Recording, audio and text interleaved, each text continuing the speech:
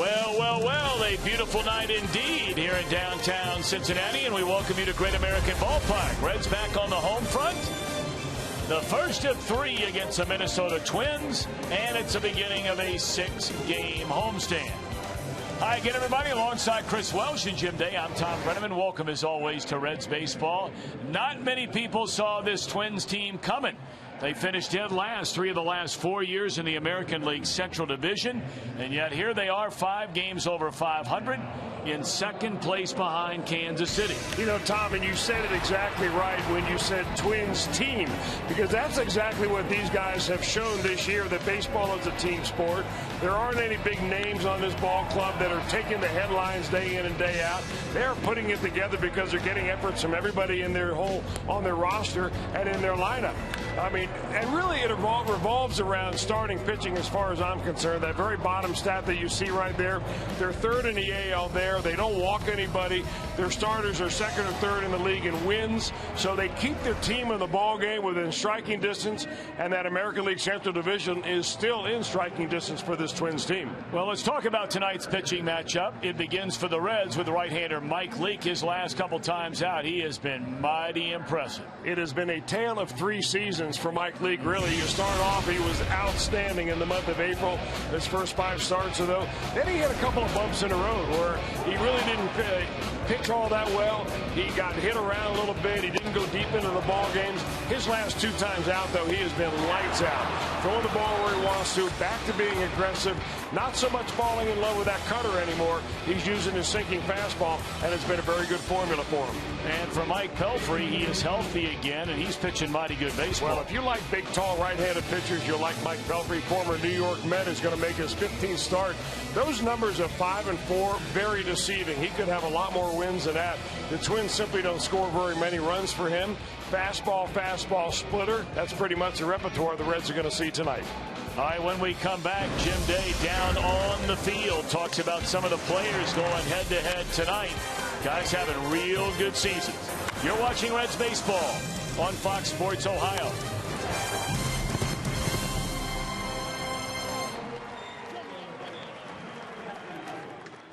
Tonight, Twinkies in town.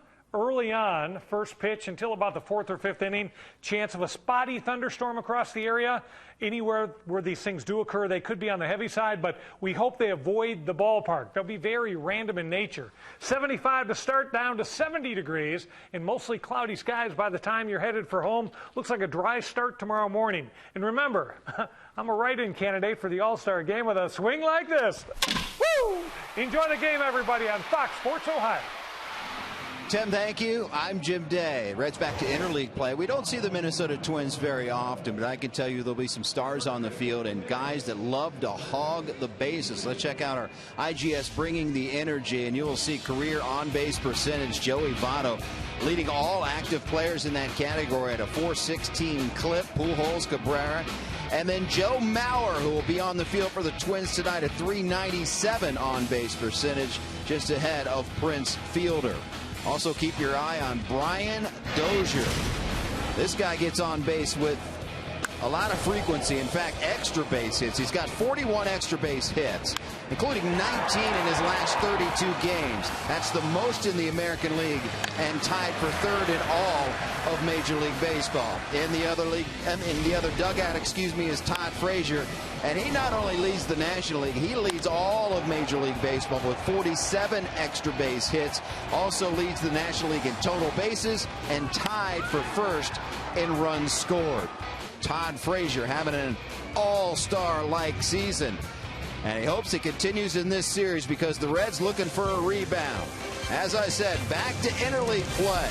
Minnesota Twins, Cincinnati Reds on deck. Tom Brenneman and Chris Welsh with the call next on Fox Sports Ohio. By Cincinnati USA Regional Tourism Network. Stay close to CincinnatiUSA.com. By Chevy, check out their award-winning lineup. Only your tri-state Chevy dealer. And by Skyline Chili, feeling good. It's Skyline time. Paul Molitor, the first-year manager of the Minnesota Twins, are 5 games over 500. 40 wins against 35 losses. Only the Kansas City Royals have been better inside the American League Central Division than Moliners Twins. His leadoff man is Brian Dozier. He looks at a strike, and we're underway. Many believe Dozier on his way to the All-Star game for the American League. It doesn't look like he'll be voted in as a starter, but certainly has earned the right to play in that game. 15 home runs, 23 doubles, has 7 stolen bases, throw in 3 triples, and as Jim Day mentioned a moment ago, leading the American League in extra base hits is Brian Dozier.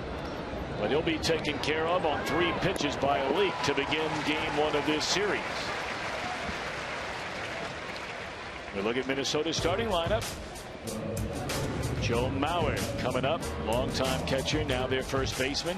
Torrey Hunter back in a Minnesota Twins uniform in right. Plouffe down at third. Rosario in center, Suzuki behind the plate, Escobar in left. The pitcher will bat 8th, and Danny Santana, the shortstop, bats 9th.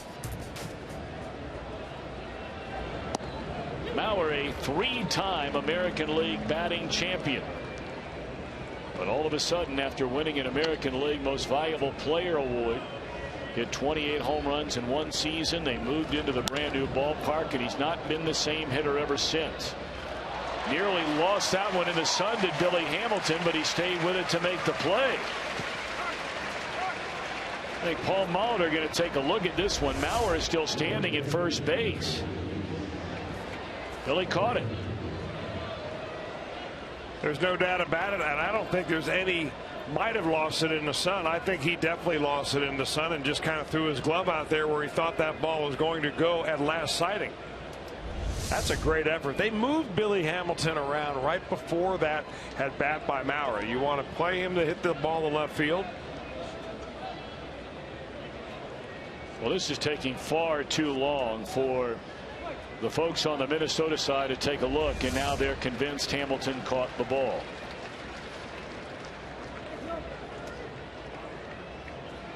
No sunglasses out there. Well, if you make the play, who needs it? 2 away in the inning. And it's ball 1 to Torrey Hunter.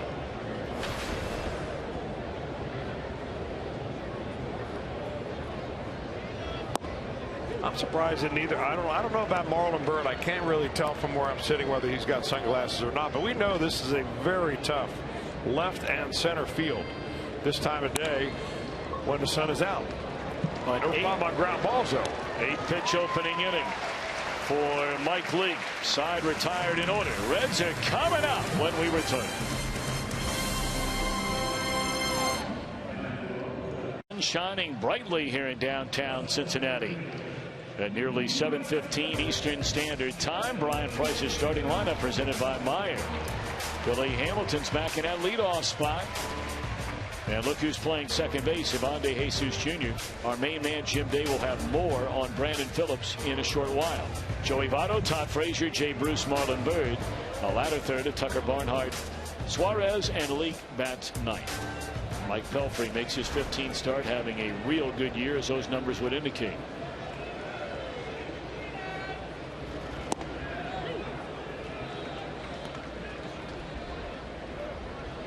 Pelfrey, a big guy, and you look for the ball out of a pitcher's hand who is 6 feet 7 inches tall, obviously in a different spot than you do a shorter pitcher. And Pelfrey will use that downward plane very well. When he's down in the zone, which is where he needs to be most of the time, he uses that 2-seam fastball a lot. He uses a splitter. That's probably his best off-speed pitch. And tries to induce the ground ball. Good crowd on hand tonight. Real good crowd on this Monday night. Hamilton brings it with him. And you can phone that in. As soon as that got by the mound, forcing the second baseman to come in and get it. Dozier gave it a good try, but that's a bunt hit by Billy. Billy Hamilton breaks new ground with this because we have not seen him drag bunt, which is pull the bunt with you on the right side, batting left-handed, in a long time.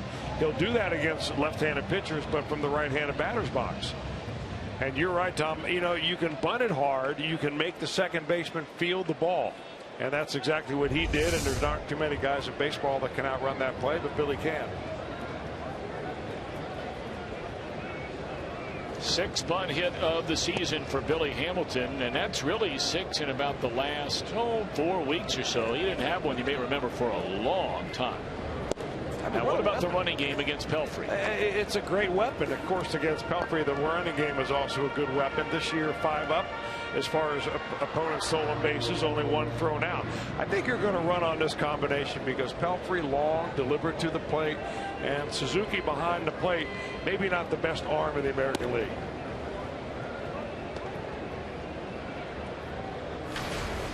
Evande Jesus Jr., 47 at-bats since being brought up from Louisville. 10 hits in those 47 trips, a pair of home runs, 3 doubles, 6 batted in.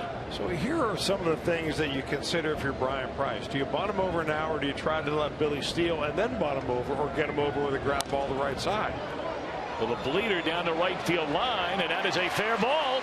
And Hamilton easily into third. He read it all the way. And now the Reds have it cooking here. A bunt single, a bloop single on the corners, none out.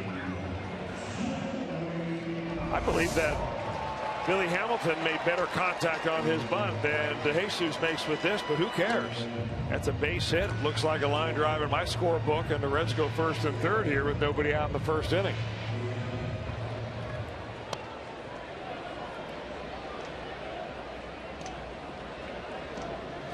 Here's Joey Votto at 284, 14 home runs and 36 runs batted in. Joey had a very, very quiet road trip. Of course, he wasn't alone.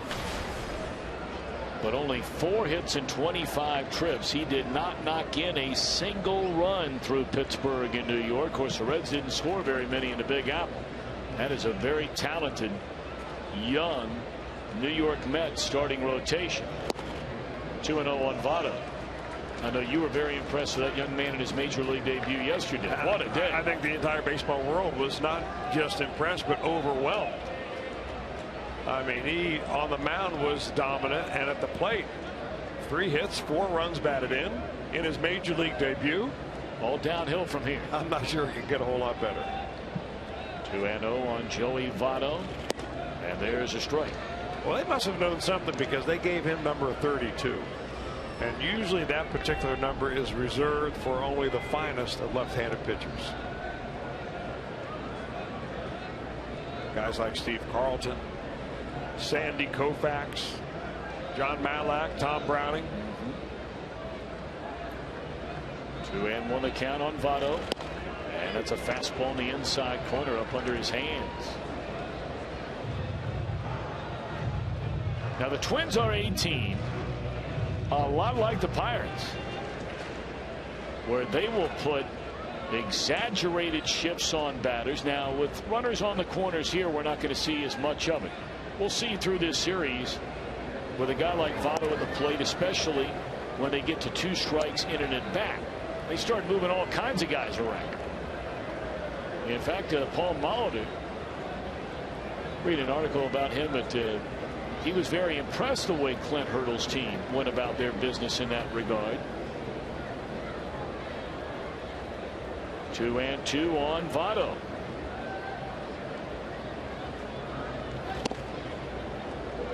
Full count.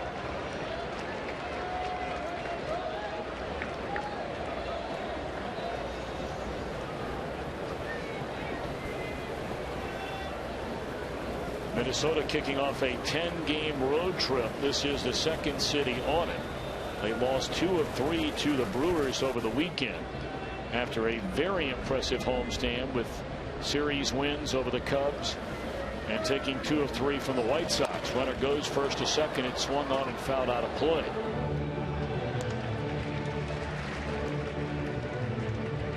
It was this road trip a year ago where the wheels fell off the Twins season. They were a couple of games over 500 and sitting right at 500. And then at the end of June, they started a road trip by losing 5 straight games, and they would never get to 6 games under 500. No better than that for the remainder of the year. They have lost 90 or more games in 4 consecutive seasons.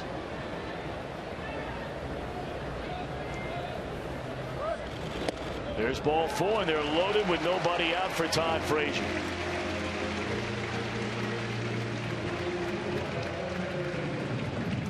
And boy, does he like home cooking. Todd Frazier in the driver's seat, brought to you by Kia. Look at these numbers here at Great American Ballpark for Todd Frazier. And I tell you what, you give it up once again to the Cincinnati fans. The last round of balloting for the starting third baseman for the National League All-Star team, Matt Carpenter led Todd Frazier, who was in third place at the time, by over 2.5 million votes. The latest balloting was released today. Frazier is 63,000 votes behind Matt Carpenter. 2.5 million to 63,000. Hooks this one into left field, a base hit. That'll drive in a run, making it 1-0 Cincinnati.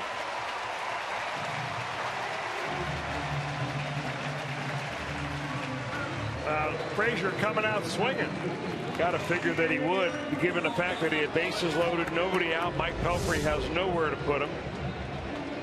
And he throws a changeup right there, a little split finger action changeup that he just gets a little bit out ahead of and is able to drive it right in there to drive the run in. Hamilton goes back because there was a little bit of a decoy put on by Eduardo Escobar, the left fielder, that he thought he may be able to catch that, but he scored anyway. Now Jay Bruce at 237, 12 home runs, 38 runs batted in. They're loaded with none out. Reds leading 1-0 in the opening inning.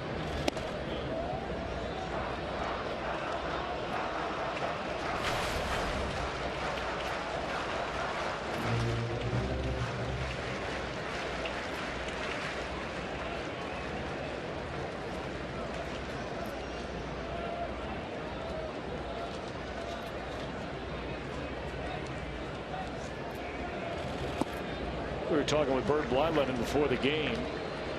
Former great major league pitcher. Boy, what a career he had. Now a television analyst for his beloved Minnesota Twins. And we were talking about every time the Reds saw Pelfrey when he was with the Mets, this guy looked like the best pitcher in the league. His numbers against the Reds would certainly back that up. There's Bert Blyleven. 2-1. That's one of the first pitches that he's thrown down in the zone. If you really get inside the numbers on Pelfrey, you find out that this is a year in which his ground ball percentage has skyrocketed. And that's from simply keeping the ball down, throwing more two-seam sinking fastballs and ones up. But in this inning, he's missed up.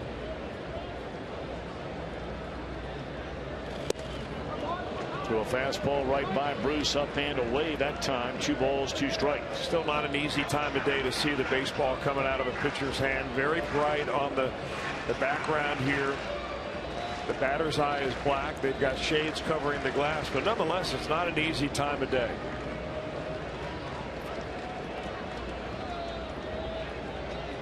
Two delivery on Jay Bruce with the bases loaded, and the count goes full.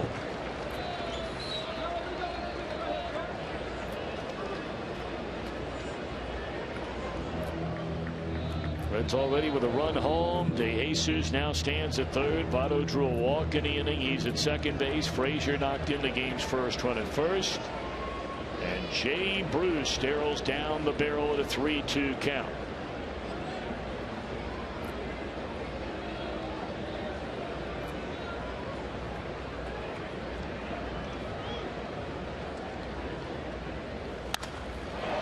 Fly ball, short left center field.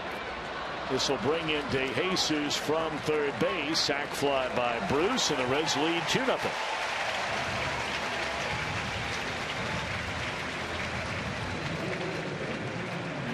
We look at Minnesota defensively, presented by Ford. Escobar, Rosario, and the great Torrey Hunter. What a career he has had. Plouffe, Santana, Dozier, and Maui. Suzuki hanging aside. 2 in, 2 on, 1 out for Marlon Byrd.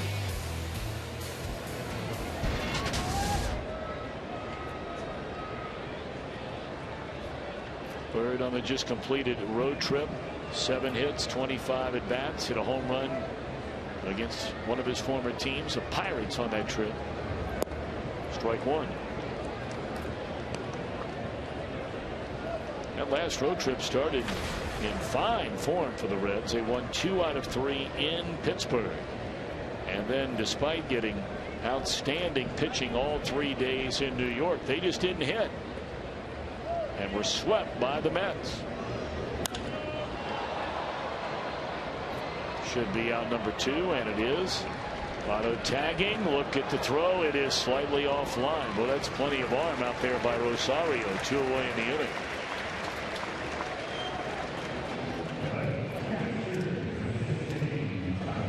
Well, not to make excuses for the Reds hitters, Tom, but I'll tell you what, that trip from Pittsburgh to New York when the team landed and the wheels came down about 4:30 in the morning, then you got to take a trip all the way in from LaGuardia Airport. It was 5 or after 5 when these guys got to bed, and it was a tiring night at Pittsburgh anyway. And I just don't think the ball club ever really recovered. You had a night game on Friday, then you had an odd start of a 4 o'clock game on Saturday. There was just never really any feel going on. And of course, that game was rained out after 6 innings, after you sat around there for a couple of hours. So it overall, it was not a tasty trip to the Big Apple. Of course, the Reds have had just terrible luck in general their last couple of road trips. Hey, remember the last one through Chicago and Detroit. On a Saturday night, a long rain delay. Team got to bed after 2:30 in the morning. Sunday was on Sunday Night Baseball. They had a rain delay in that game. Got into Detroit around 4 o'clock in the morning on Monday. Then on Tuesday night, long game, traveled back to Cincinnati, got in very, very late in the first game back here, the rain delay, where no one in uniform probably got to bed again before 2:30, 3 o'clock in the morning. It's been a rough stretch. Reds have had, what, 14 of their 74 games stopped by rain so far this year. That is a staggering number. It is a number. I think it's worse than baseball, is it not? If not, it's got to be up top 3. It'd be hard to believe it could be worse. 2-1 on Tucker Barnhart.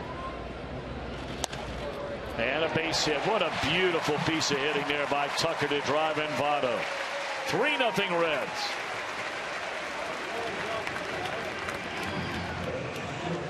Yeah, I spoke with Tucker about his swing when we were in New York. I asked him if he's cut his swing down a little bit, and he said, yeah, I have. He goes, I'm doing it for a reason, because he's been now convinced that he's not a home run hitter.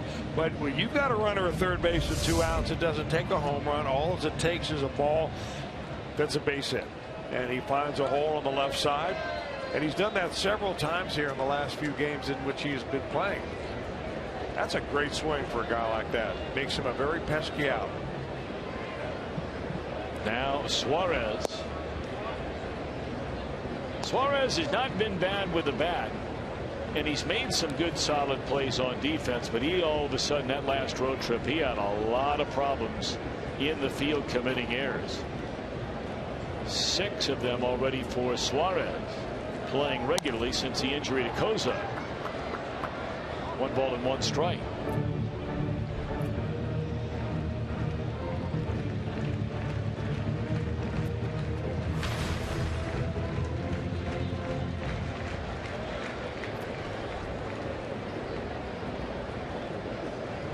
Three runs home in this Redlegs opening inning. In the air and out of play over beyond the Reds dugout.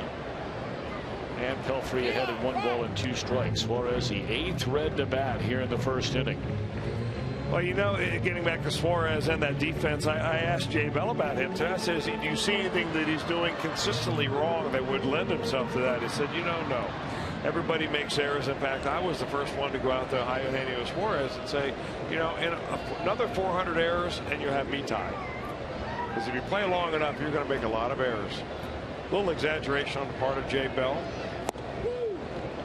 Breaking ball, strike 3 called, but what a first inning for the Reds coming back off the road.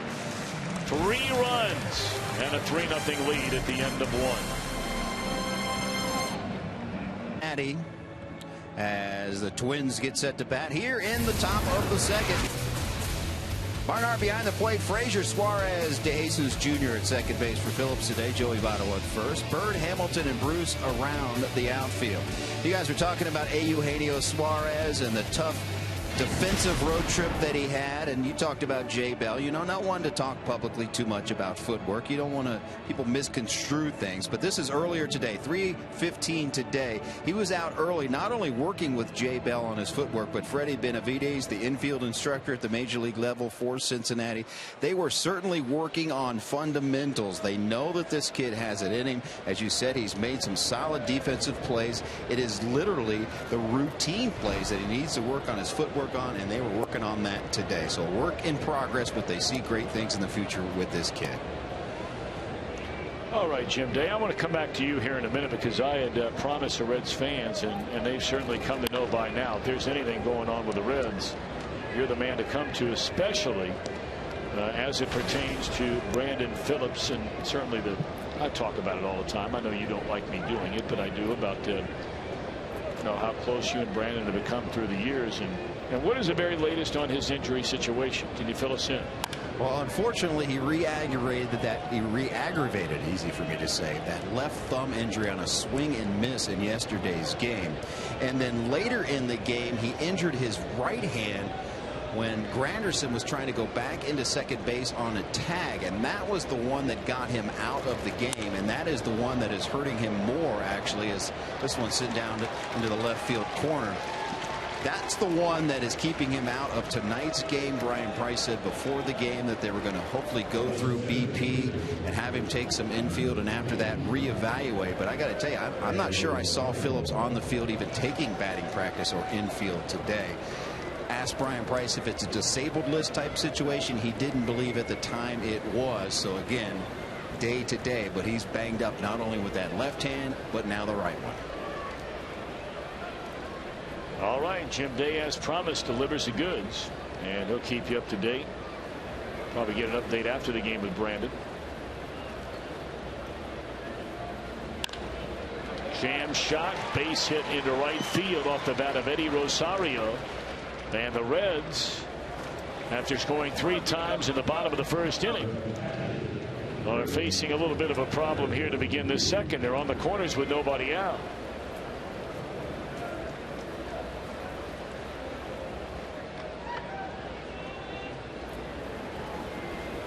Former Oakland A and Washington National Kurt Suzuki, the batter. .228 hitter, 3 home runs, and 21 runs batted in.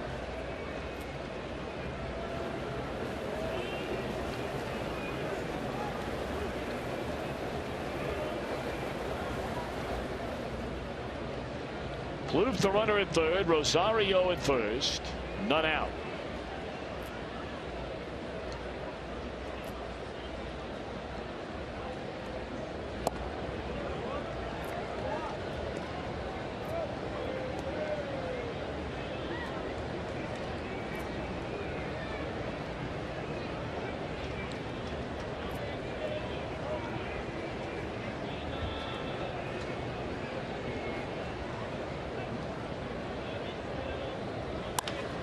Back to the mound. Lake will play for the double play. Could have gotten the runner at home, but he'll take the 2 outs instead.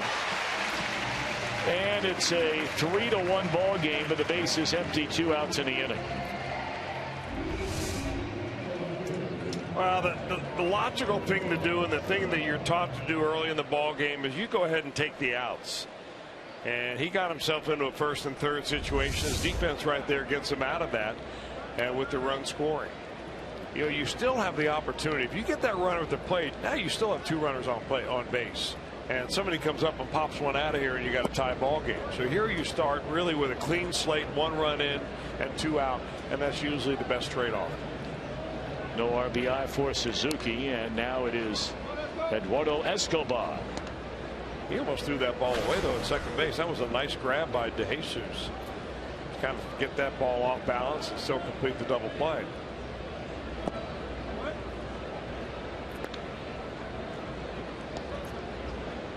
He has played all over the place, Ivan DeJesus. We've seen him in left field. We've seen him at shortstop. Tonight at second base in place of Brandon Phillips.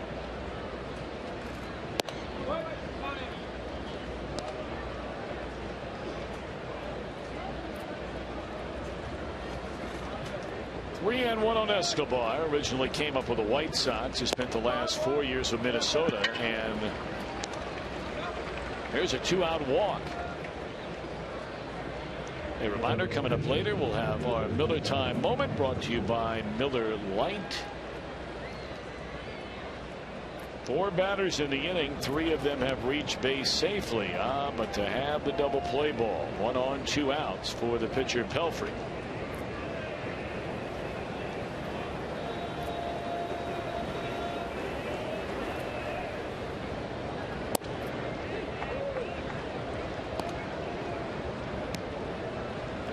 Brought up earlier, you know, Pelfrey's overall numbers in his career against the Reds are really not all that impressive. But here in Cincinnati, he has never lost a game. 4 starts, 3-0 record, and saved his best for the last time he faced him. Now, granted, it has been quite a while. You got to go all the way back to 2011 as a member of the New York Mets. Through a complete game, allowed 7 hits and 2 runs and a win.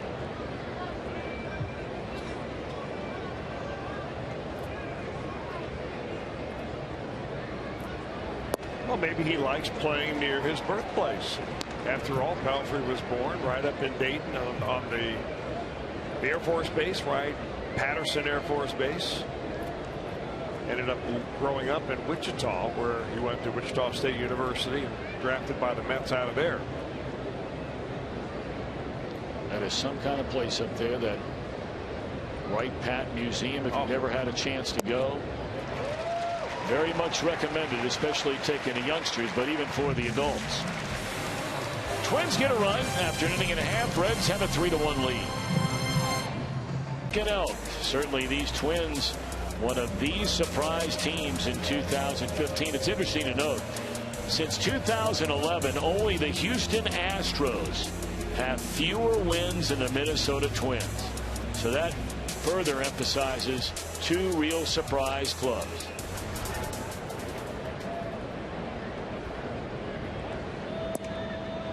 To give you an idea of the disparity between the Twins and the team that has been the best team in their division since 2011, the Detroit Tigers have won over 150 more games than the Minnesota Twins. That's incredible. That is incredible. But Twins fans may say, well, they spent a lot more money doing it too. Well, they have that.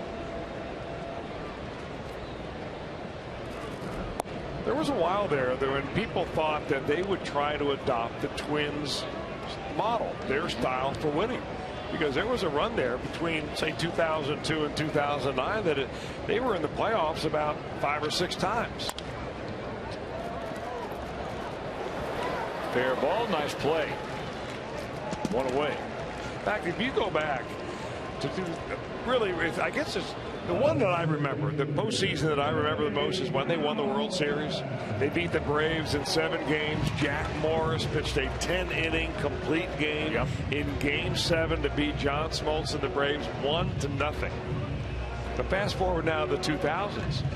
In 2009, they lost the LDS to the Yankees, did not win a game in that series. In 2006, they lost to the A's, the LDS, did not win a game in that series. In 2004, they lost the LDS, won 1 game against the Yankees in that series. The year before, they played again, lost to the Yankees in the LDS, won only 1 game in that series.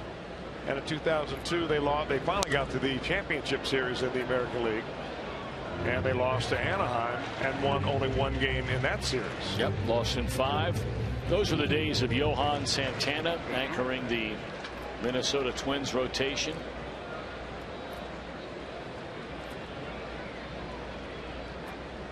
So they've been able to get there, but have not been able to push it through. And it's been a few years since they've gotten there. 2009, the last time they've been to the postseason. Or make it 2010, where they were also shut down in 3 games by the Yankees. Which is why, really, and whether you're talking about the Twins of that era, you're talking about in more recent years the Oakland Athletics,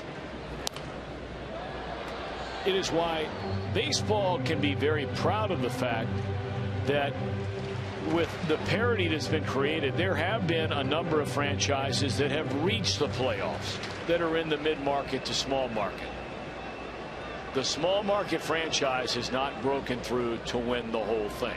And in fact, if you go look at the two teams that are meeting year in and year out in the World Series, they have been every year the big market teams. The Royals last year were the first team that got there, but again, 7 games, you say, you know, bounce here, they could have won it. It's true, but they didn't win it. The big market San Francisco Giants came away with the winner.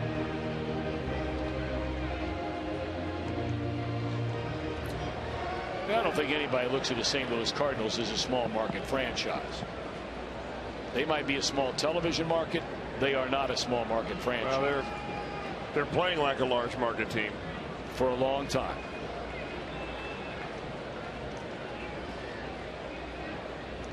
Two and two on Billy Hamilton. 3 balls and 2 strikes. Cardinals 51 wins already, but they will not win tonight.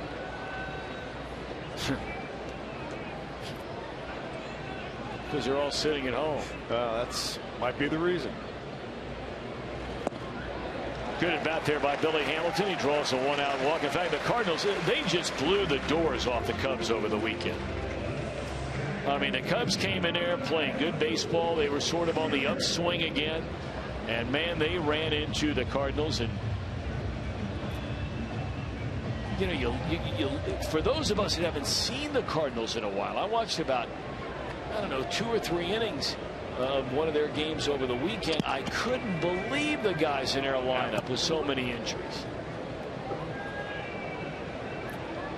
All right, now we wondered about Hamilton running. There he goes. Not waiting around this time. Suzuki could not find the handle. And for Billy, number 37 on the year.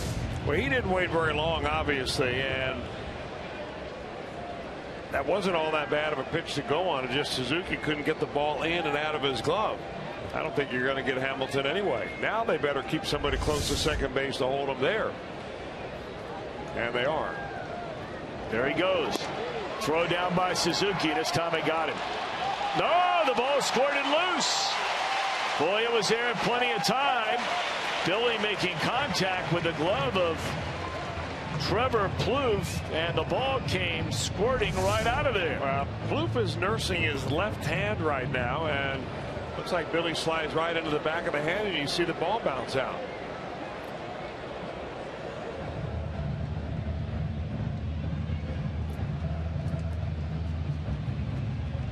You know, sometimes those infielders' gloves are so hard. They're not like an outfielder's glove that kind of wraps around the ball, because you don't want that as an infielder. You want almost a very firm glove so that you can reach in and get that ball very easily. And I'm wondering if that's one of the reasons why it popped out of there, because it really doesn't grab the ball deep in the pocket like it would, say, a first baseman's glove or a center fielder's glove. Bouncing ball, and against a drawn-in infield. It's over the head of Santana. So Billy, a walk, a steal, and a run scored. The Reds lead goes back to 3. It's a 4-1 game. Reds are doing a nice job of a little small ball tonight. A bunt hit in the first inning for Hamilton. A little looper down the right field line for De Jesus. And in this inning, a walk, a couple of steals, and a little high chopper. What Pelfrey must be thinking. They haven't hit the ball hard yet. When they have, it's been an out. When I get them to beat it into the ground, it's a base hit. When I get them to hit it on the end of the bat, it's a base hit.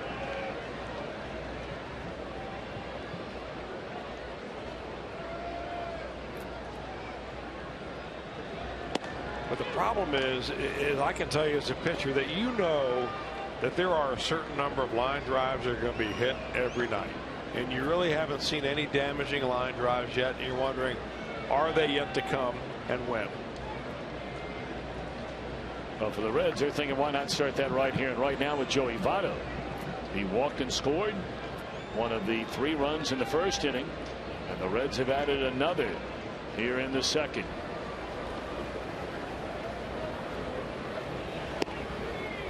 One ball, 1 strike to Joey Votto. We get a little bit of a look inside the glove of Mike Pelfrey when he gets into that set position and grips that ball like a a split finger fastball. So we know what's coming in there before Votto does. This is more of a fastball look, it seems. And he misses inside.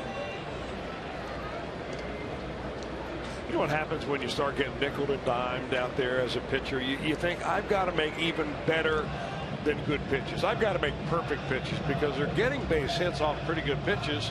I've got to turn it up a notch. And if you can't rear back and throw harder, you're thinking, I've got to hit my corners even better than before, which of course is an impossible thing to try to do. I would imagine Votto's going to get something to hit here in the next couple of offerings. 2 balls and a strike to Joey Votto. De Jesus held over there by Maui. And Joey got a fastball right down the can for a strike.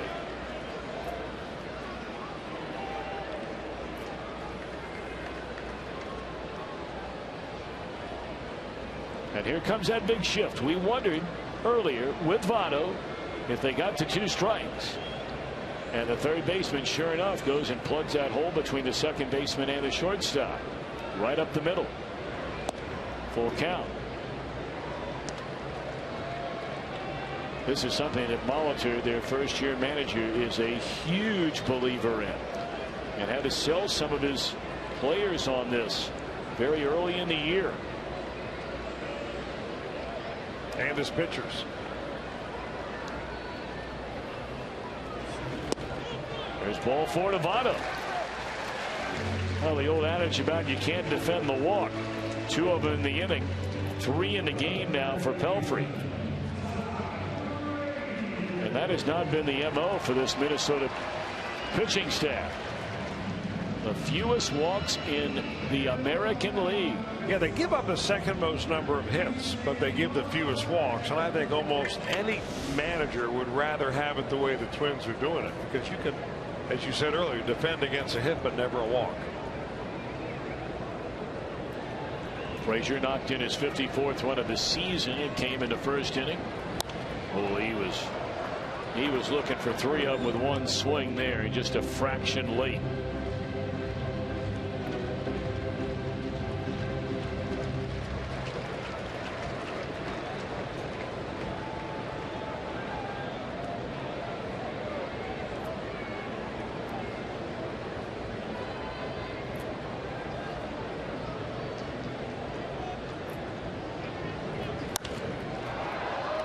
Hit down the right field line. It's out of play. And Frazier behind 0-2. Nice to hear your buddy George Grand over the weekend. He loves New York City. Well, you know, he lives within driving distance in New York, so George did the commute from Hamden, Connecticut. It's good to sit in the booth next to George. He sure knows a lot of people. Oh, man. 0-2 on Frazier. And George still very much connected to, you know, Cincinnati, obviously doing a large number of games here on Fox Sports Ohio. But I mean, recognizing Andrew Benintendi. Well, of course, George is on the board there of the USA Baseball. Yeah. So that's the governing body that gives out the Golden Spikes Award and the whole voting process. And got to know Andrew and his family, and could not have said any more better things about that family than. And he just came away so impressed with the whole Benintendi clan that it was just really wonderful. From Madera High School. Yeah. That's a beautiful little community there, Madera. Now, did Andrew sign, and is he on his way now to play in the Red Sox minor league system yet? He is. Good. Good. Was talking to a couple of scouts at dinner before, and his name came up, and believe me, the fact that the Red Sox liked him, they weren't the only team that liked him. 1-2 on Frazier, and a ground ball should be 2. There's 1, and it is a double play. The Reds get a run, and at the end of 2, Reds 4, Minnesota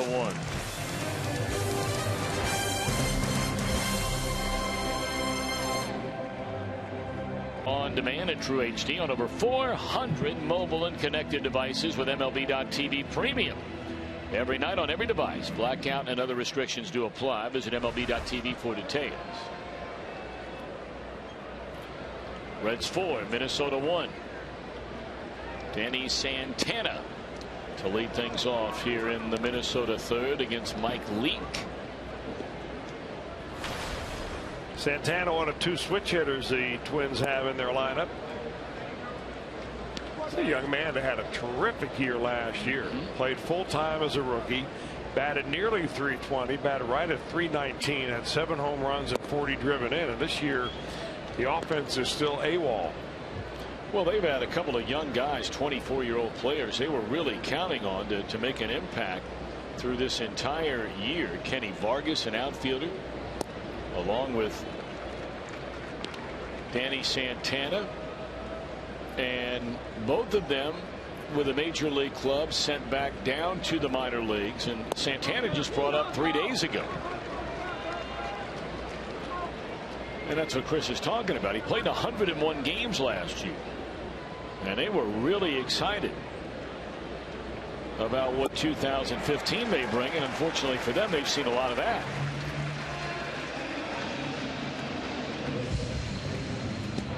Well, let's pick a Cholula hot sauce flamethrower pitch of the night. Let's do it early right here. Mike Leake makes him go fishing right there. And he picks up strikeout number 2. Our flamethrower brought to you by Cholula. Nice sinking fastball from Leake. Back-to-back punch-outs. Now Dozier. 8th round draft pick. Brian Dozier in 2009 out of Southern Mississippi University.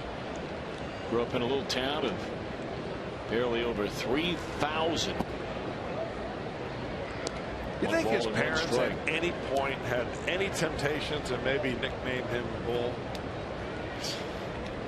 Hey, why not? I mean, yeah. I think it's a great idea. Maybe you ought to run it by him. Or run it by him about changing it.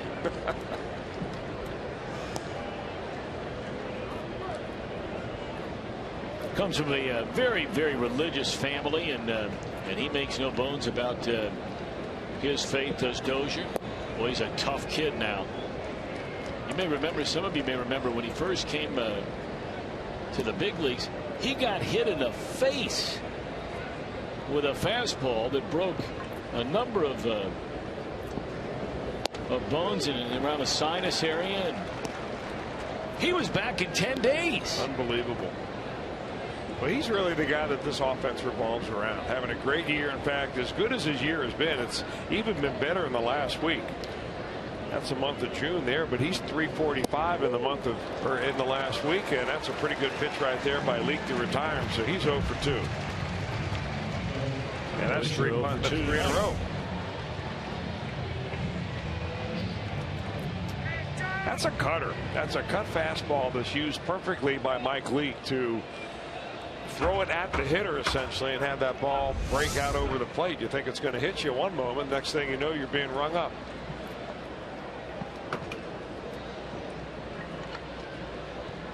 Now Joe Mauer, longtime Minnesota catcher, Minnesota kid, #1 draft pick back in 2001. Went to the same high school as Paul Molitor. They produced a number of different football players. He grew up playing football with Terrell Suggs. Mauer was a great high school quarterback. In fact, he had committed to play collegiately for Florida State. That's back in the days when Bobby Bowden was the head coach of the Seminoles. He's a big guy, 6'5", 225 right now. Bobby Bowden would probably had him up to about 255. He looked like Cardale Jones. League fans aside, Reds lead 4-1.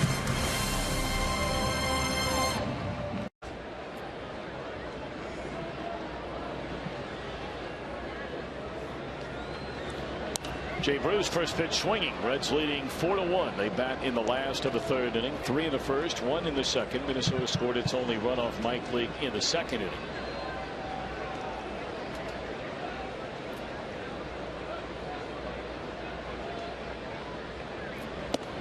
Jay, a sacrifice fly, run batted in on a fly ball to center field. His first time up.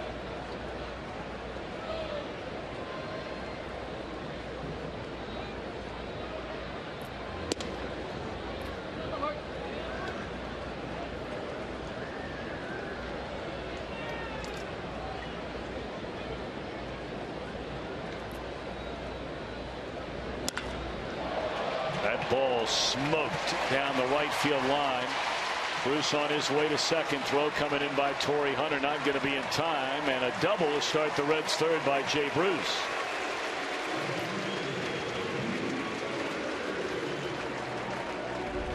Well, sometimes you can just tell by the sound of the ball hitting the bat, and that just must feel so good. Really, a pitch that is down. Jay Bruce has punished balls that have usually been up around belt high, but that time he goes downstairs into the left-hander's wheelhouse.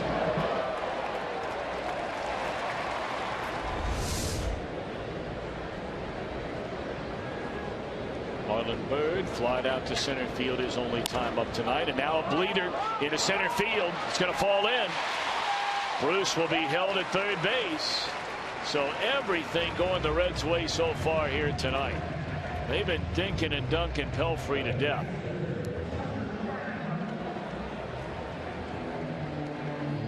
Well, there's no doubt about the momentum in this ball game. I mean, you get 2 hits in this inning. You scored at each of the first 2, 3 in the first, 1 in the second. Everything seems to be going your way. On the other side of it, your pitcher Mike Leake has struck out the last 4 batters he's faced. So what the Reds have been looking for here for the last few days finally beginning to roll their way. Tucker Barnhart had a 2-out single into left field to knock in a run in the first inning. And now he bats into third with runners on the corners and nobody out. Take a look at those numbers. The series in New York, 1 of 19. Had a number of chances yesterday in both the extra inning game and then the second game to put some runs on the board, especially that carryover game from Saturday into Sunday. And already 4 such hits tonight. You mean the game that started in the 7th inning and ended in the 13th? Yes. That was a frustrating day because there were numerous opportunities along the way.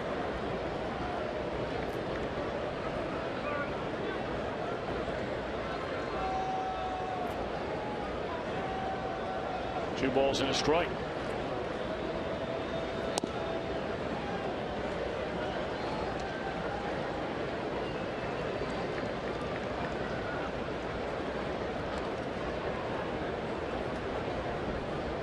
Pelfrey trying to keep it together here. He's on the brink of getting rattled around here tonight. Swung on and fouled out of play, meaning rattled around from a run scored standpoint. And probably mentally too. I mean, this is the kind of game that works on you worse than going out there and just getting knocked around by line drives and home runs, because you feel like you're throwing the ball okay, you're hitting your spots pretty well, you're getting them out of the end of the bat, or you're getting the ball in on the hands, but you're not getting any outs.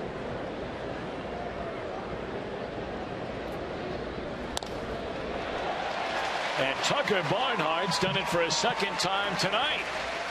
Shoots one the other way to drive in a run. 2 for 2 tonight for Tucker. Tucker looks like he's been watching Tony Gwynn video. Or maybe some Sean Casey video. I mean, just taking that ball the other way and laying it right into left field and picking up another run batted in from a man from third base.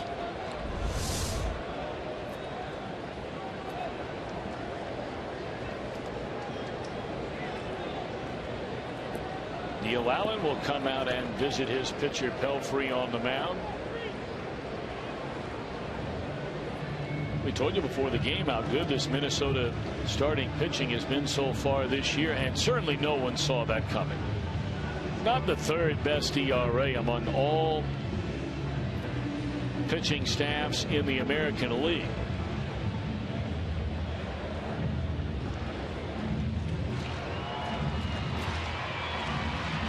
So the Reds now 5 out of 8 with runners in scoring position in the game. 1 in, a 5-1 lead, 2 on, and nobody out for Suarez, who struck out looking his first time up.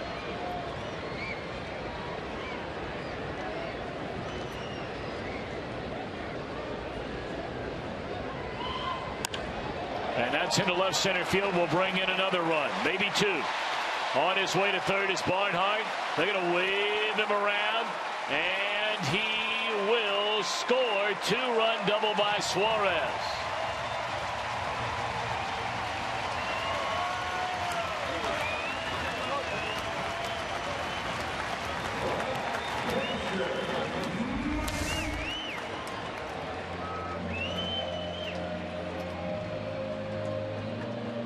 Yeah, good job by Suarez to kind of wait back on that breaking ball. Pelfrey hung it right there for him.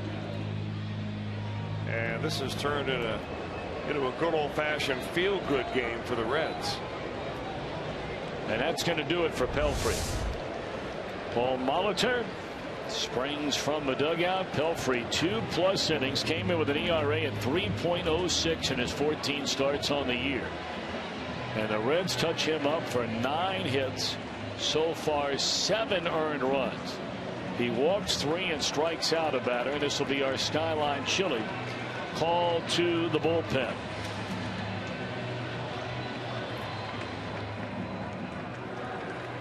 Authority of the Cincinnati Reds. It may not be reproduced or retransmitted in any form, and the accounts and descriptions of this game may not be disseminated without the express written consent of the Cincinnati Reds. Reds lead 7-1, and the pride of Greensburg, Indiana, former #1 pick by the Washington Nationals, traded over to the Twins organization 1 year after being drafted, is right-hander Alex Meyer. Yeah, he had only played in A-ball, had 1 year with them, and they decided to trade him. That is the Washington Nationals, in exchange for Denard Span. Big tall guy, 6 feet 9 inches tall. Now, he was ranked in the top 30 prospects in all of baseball coming into this season. He has very impressive minor league numbers, all as a starting pitcher. Now, this year got off to a terrible start as a starter. Then they moved him to the bullpen as Leake drops a perfect bunt that will advance a runner. On to third goes Suarez, 1 away in the inning. And then, Chris, they moved him to the bullpen, and he was virtually unhittable. Now, you wonder what the long-term answer might be for Meyer.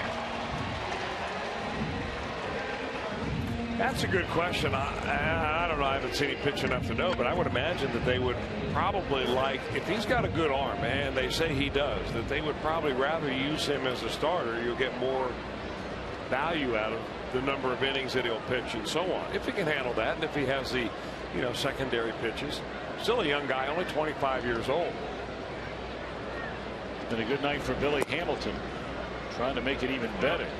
Now, this is the kind of guy, with all the talk about will the Reds start trading away some of their big name players, especially those on the verge of free agency, this would be the kind of guy that could be part of the mix in coming back the other way. I don't mean specifically Alex Meyer, but a #1 draft choice, maybe a year or 2 into his professional career, that could be part of a package of players coming back the other way. And that's precisely what happened in the Nationals deal with Denard Span. And look how long the Twins had to wait until they finally got this young man in the major leagues. They traded for him in the fall or the winter of 2012. So the first year he played for the Twins organization was 2013. And here he is. And some people even think right now rush to the major leagues. Not really ready yet at age 25. Got a very awkward delivery and not a pitch in that at bat near the strike zone to Billy Hamilton. Well, a real long arm delivery. I mean, after all, he is 6 feet 9 inches tall, 2 inches taller than the starter that he took the place of. And in order to get that ball out in front of you, you've really got to get your arm swing either quicker or your body a little bit slowed down. He was flying open on each and every delivery he had to Hamilton. I would imagine from his arm angle, though, that he doesn't make right-handed hitters feel really all that comfortable. Hamilton already a pair of stolen bases in the game. Billy has 38 of them, which is the same number he had at the All-Star break last year. The most stolen bases ever by a Red at the All-Star game was Eric Davis in 1986. He had 42 of them. So Hamilton more than an outside shot to better ED's 42.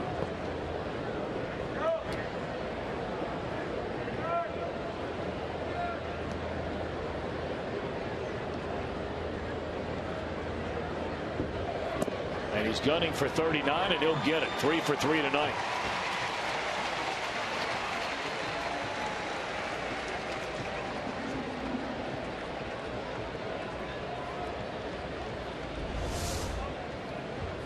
Well, he kept inching off the base right there. Hamilton did. You just knew he was going. And I kind of doubt very much that Alex Meyer has a real quick move to first.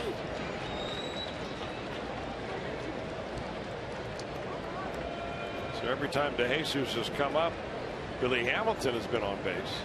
Well, look at the first 3 hitters in the order. Not one time have they been retired. And you're talking 7 plate appearances. Hamilton, 1 for 1, 2 walks, 2 runs scored, 3 stolen bases. DeJesus 2 out of 2. Couple of hits, a run scored, a run batted in. Votto's walked twice.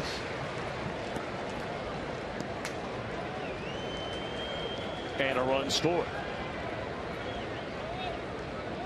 2-1 to Ivan.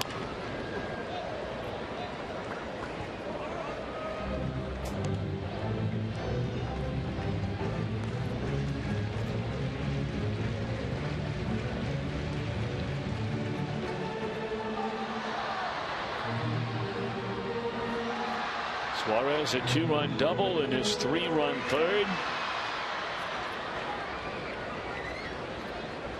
Reds trying to add to a 7-1 lead here in the last of the 3rd inning. And it's 3 balls and 2 strikes.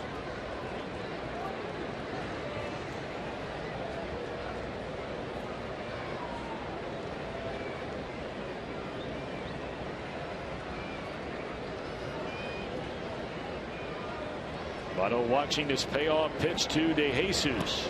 And they're loaded for Votto with 1 out of the inning.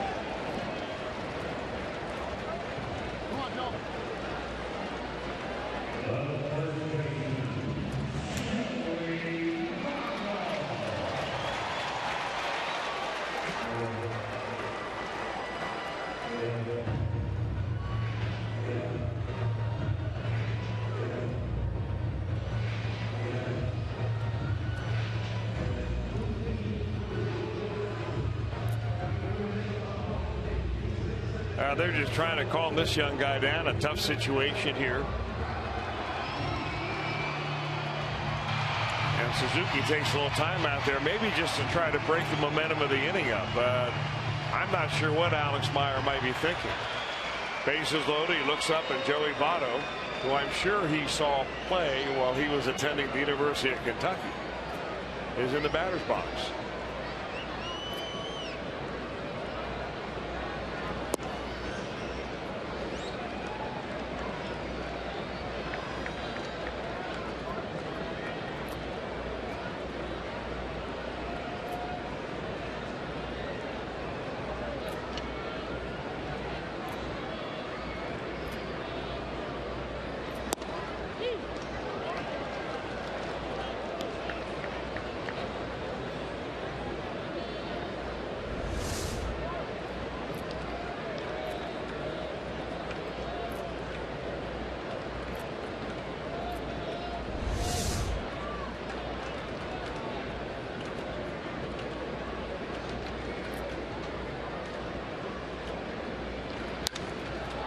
Frazier fouls, or Votto fouls it off out of play.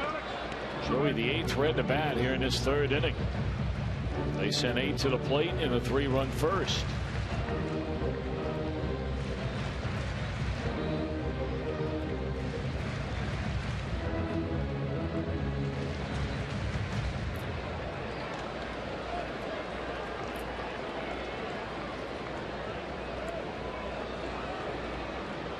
Bases loaded. 1 ball, 2 strikes to Joey Votto.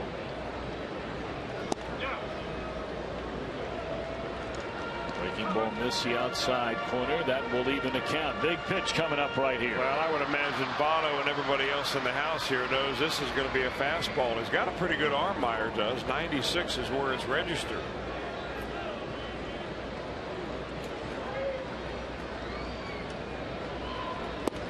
Another breaking ball. Wow. Well, he's walked the last 2 batters. I mean, that's a case of the catcher, and I guarantee you, Kurt Suzuki is calling the pitches here for this young man. It's a case of the catcher does not believe him that 96 is good enough to get Votto out. Now he's got to throw a strike with it. Third time Votto's faced a 3-2 count. That ball driven into deep left field, and that will sail over the head of Escobar. 2 more runs are going to score, and the Reds lead 9-1.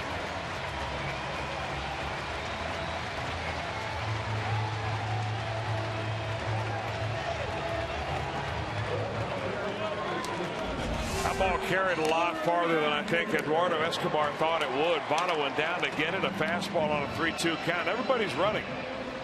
But still, the ball played well by the left fielder. It bounces off the wall, and I guess it wasn't played all that well, but he got it back in quickly enough to limit the damage.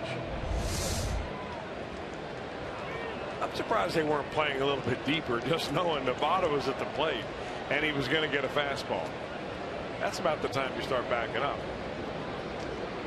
Well, now Todd Frazier. Straight up in the air and out of play.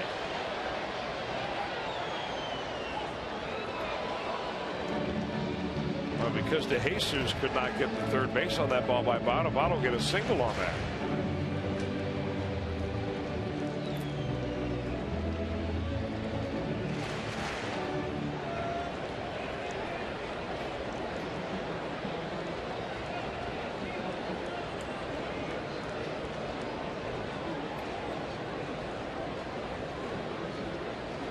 Eight of the 9 runs charged to the Minnesota starter Mike Pelfrey in his 2+ innings tonight.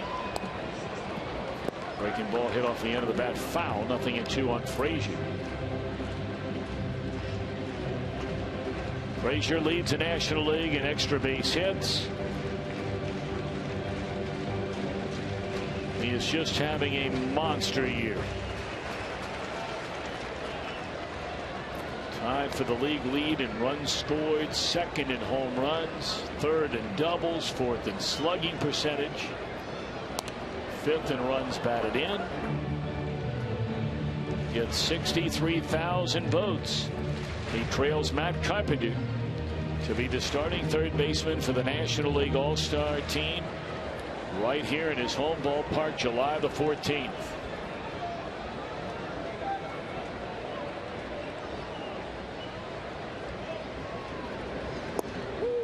And he's rung up on strikes for the second out of this inning.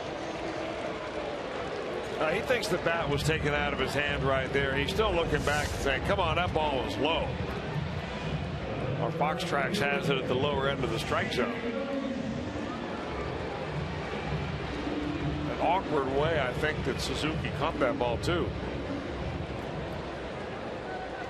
You know, a lot of times hitters, they won't complain quite as much about the first strike or the second strike. But when they get rung up on a pitch that they really don't believe was a strike, they feel like the bat was just taken right out of their hands. Well, here's a man who started this entire party. Jay Bruce with that rocket double down the right field line. Scored the first of what has been a 5-run third inning.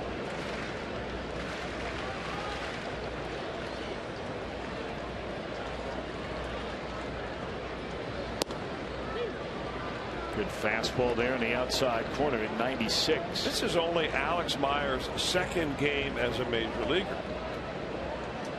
Pitched an inning in 2/3 in his first outing, gave up 3 hits, 4 runs, and 2 homers. And he obviously is getting caught into ball games that are on the verge of being runaways, and this has become exactly that with a 5 spot here in the 3rd.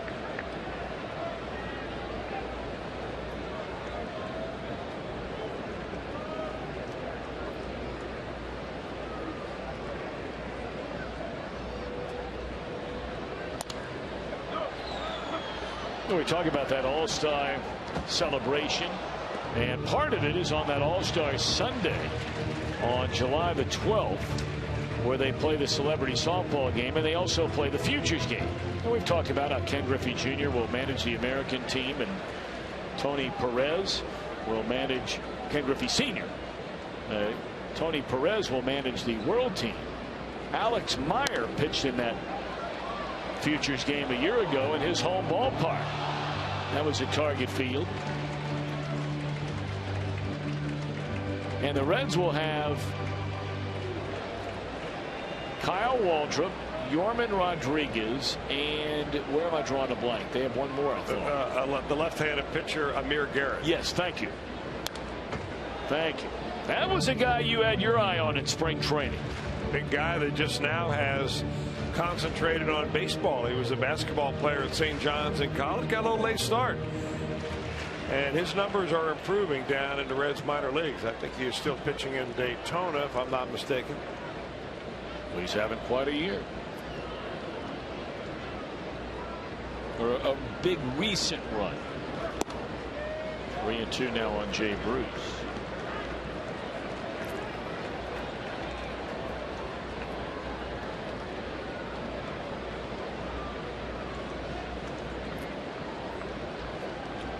Runners will get started with two away. 3-2 on Jay Bruce. In the air, straight away center. It'll back up Rosario, but this should end the inning. 10 bat, 5 score. Reds lead 9-1 at the end of 3.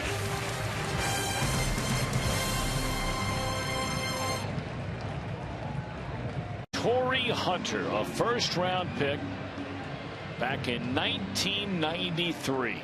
By the Minnesota Twins. Of course, he's bounced around after a number of years with Minnesota. Look where he ranks among active players.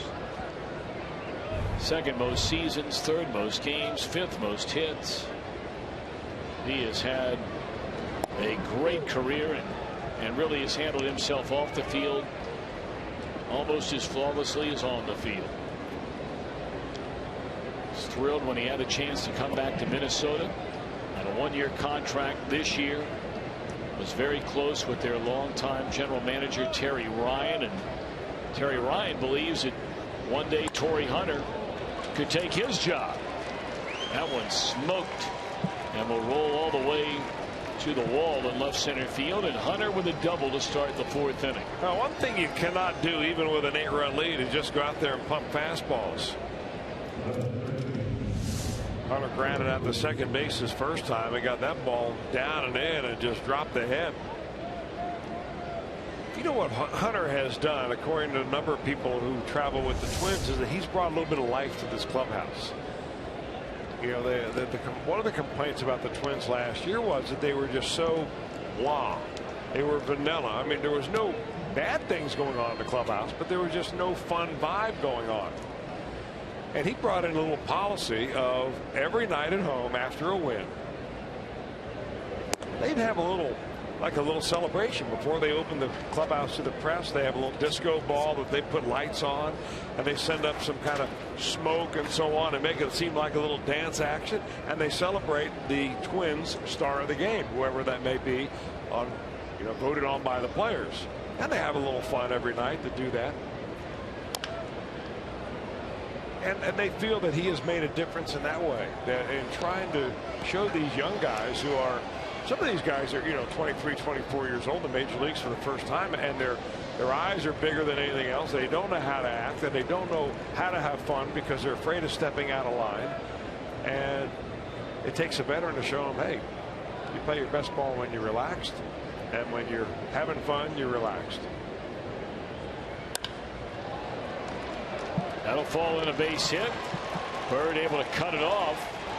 That's a nice play made by Marlon Bird, holding Plouffe to just a single, but it's a run scoring single to make it a 9-2 Reds lead. Well, they're not going to take any chances on the base pass at this point. The Twins aren't.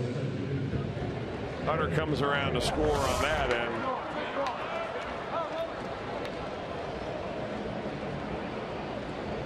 You know, it's one of those games that every pitcher, if you pitch long enough, you've been in one where your team scores a bunch of runs. And now you have to go out there and you have to convince yourself that you're in a tight ball game. That you look at the scoreboard, it's not really 9-2, it's 3-2. And that's the way you have to talk yourself into pitching. And sometimes it's very difficult to do that. And then you find yourself into a ball game that you may get the win, but you may end up giving up more runs than you ever wanted to give up, because you pitched with a little bit less edge than there would be in a tight contest.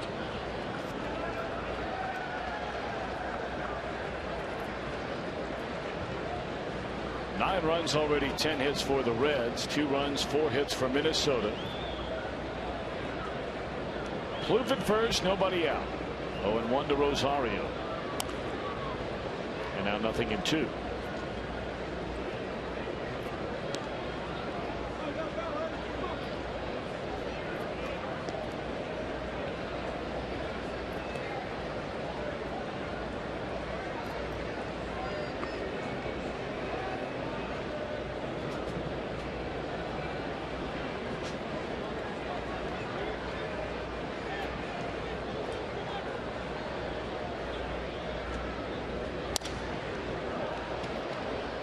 Sounded like he broke his bat, and that's because he did. He's walking over to get a new one from the bat boy. He'll trot it out from the dugout.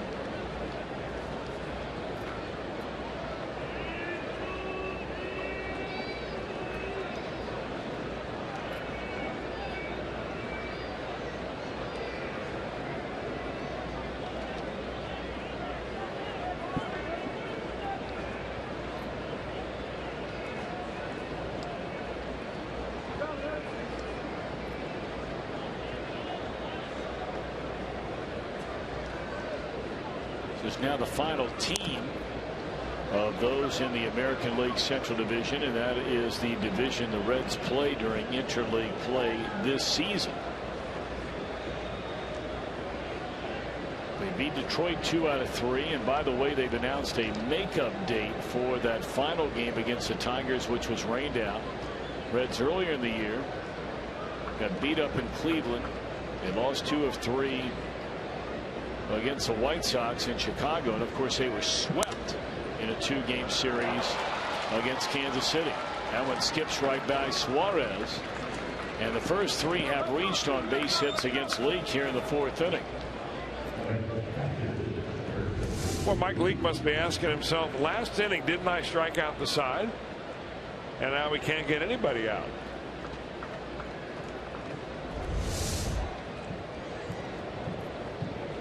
The Reds have 1 more game against Detroit. They have 3 more games against the Indians. That's the first series after the All-Star break.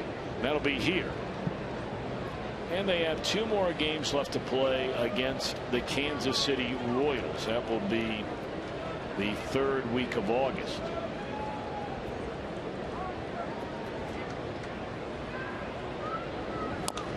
Grounded foul by Suzuki. And we talked about that Tigers date.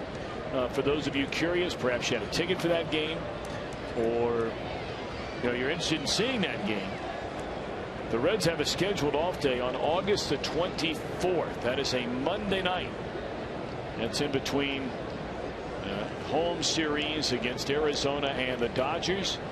August the 24th is now the makeup game with the Detroit Tigers. 0-2 on Suzuki. You know, when a ball club goes to try to reschedule a game like that, there are a lot of things that go into making the decision. One of which is the Players Association rule with the owners in the CBA, the basic agreement, where you can't play more than 20 games in a row. So by putting that game where it is, there'll be 16 games in a row that the Reds will play when they take that off that way.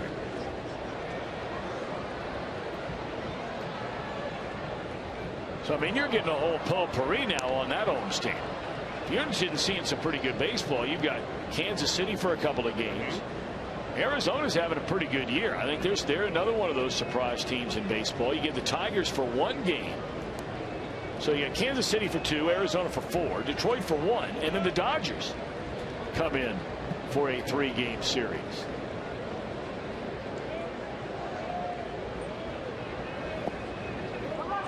Gets away from Barnhart, throw to 3rd. That's a nice play by Frazier, because that did not have much on it. On the throw down to 3rd. That'll be a wild pitch charged to Mike Leake. Kind of a desperate throw by Barnhart. He only threw it because he saw the runner got a late break. Breaking ball. He couldn't have done much better as far as book style of trying to block that ball, but he was falling backwards as he threw it.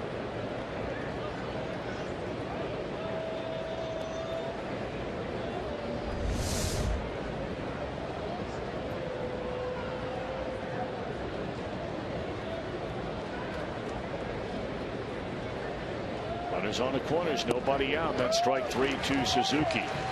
5 strikeouts in the game now for Mike Leake. 1 out in the inning. Suzuki, an all-star for the first time last year, chases looks like either a cutter or a slider. Looks like probably a cutter upstairs and just gets a little bit behind it. That's a big out.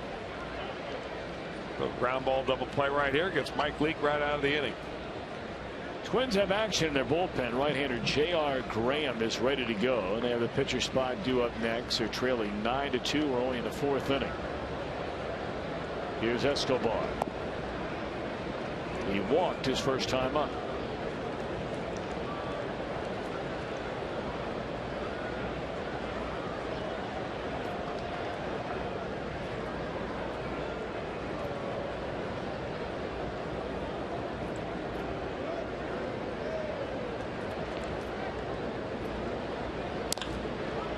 That ball driven into right center field. A long run for Jay Bruce and Billy Hamilton. Don't know what happened to Hamilton. He fell down. 1 run scores. And Hamilton just now getting up. I think hopefully he just slipped.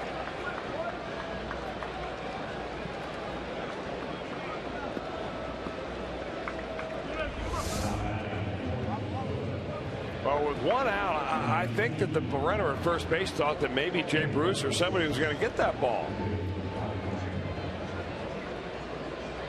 I think Hamilton just falls when he tries to put the brakes on right there, and that's all that happened is that grass went out from underneath him. It rained all morning long. Kenny Vargas, highly touted young player for the Twins. Been up and down with a big league club to the minor leagues, brought back up again. And it's Jeff Pico who's going to come out for a visit. Boy, the Twins have hit the ball hard in this inning off Mike Leake. Well, 4 hits. Mike's got to feel fortunate that they don't have another run in.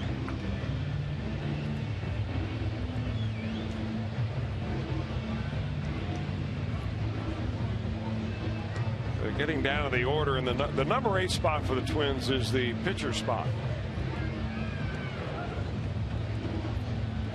And Paul Molitor, their manager, has been so quick to embrace the unusual type of defense.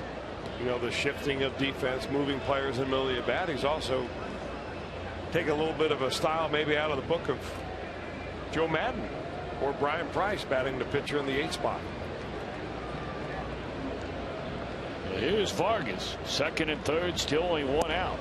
That looks a little like Big Papi. Sure does. And of course, Big Papi started his career with Minnesota, and they didn't want him anymore. They might like to reconsider that. Well, this guy has put up some very impressive seasons in the minor leagues. A couple of years ago, 19 home runs, 93 batted in, 33 doubles, and last year between the minor leagues and brought up to the major leagues for the first time at 25 home runs and knocked in 101 runs. Only 24 years old, out of Puerto Rico.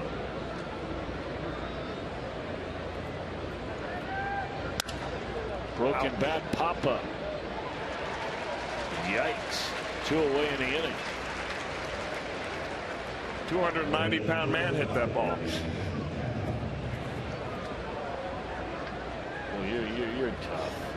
Kroger and the Reds are proud to offer you up a great value again this year called the Kroger Meal Deal. Check concession stands around the ballpark. Get a hot dog, bag of chips, 16-ounce Coke.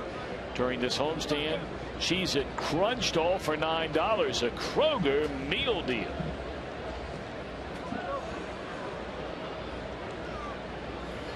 Two away in the inning, and here's Danny Santana. Reds lead 9-3. We are in the 4th inning.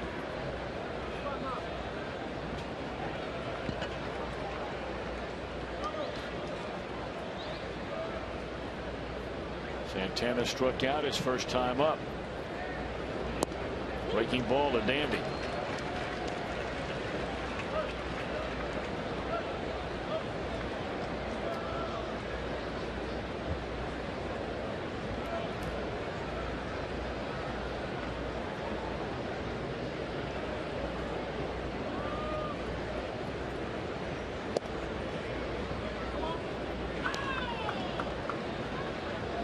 Boy, this is all about saving earned runs right here from Mike Leake. The last thing you want is to leave this inning being a 9-5 game.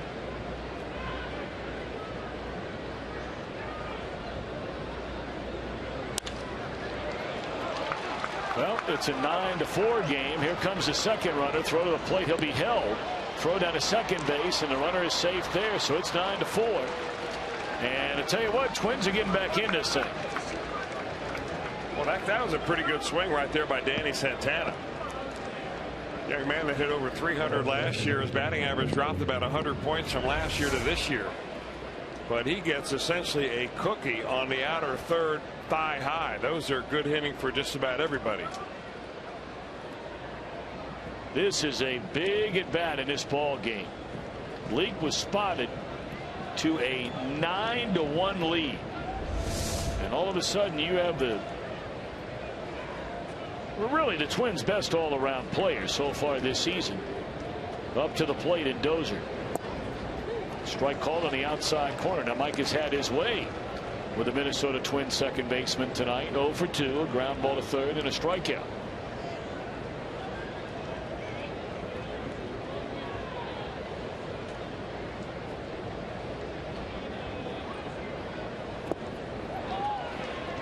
Oh, and 2. Boy, Dozier just doesn't seem like he sees the ball off a Leake. He was struck out on a pitch. Nice block by Barnhart on that, but he struck out on a pitch that knocked him off the plate. He thought it was going to hit him, and then Leake got it in there on the corner for strike 3. That was the strikeout. The first out was a ground out. Second and third, 2 away, 3 runs home here in the Minnesota 4th inning. In the air, left field. Marlon Byrd backs up to the warning track, and it is gone. A 3-run home run by Dozier, and we said it a minute ago, it might have been the biggest at bat of the game for Leake. And a 9-1 lead is down to 2 runs. It is 9-7 after the 3-run home run by Dozier. Boy, this is especially hurtful because you had Dozier right where you wanted him. You had him on an 0-2 count. He was chasing a ball in the dirt on the last time you looked up there, and you throw a mistake pitch right in his wheelhouse.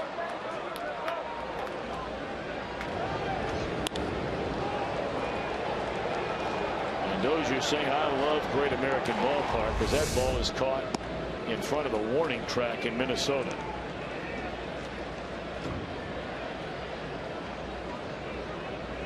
Dozier now has 16 home runs and even 40 runs batted in. A 6-run inning against Mike Leake.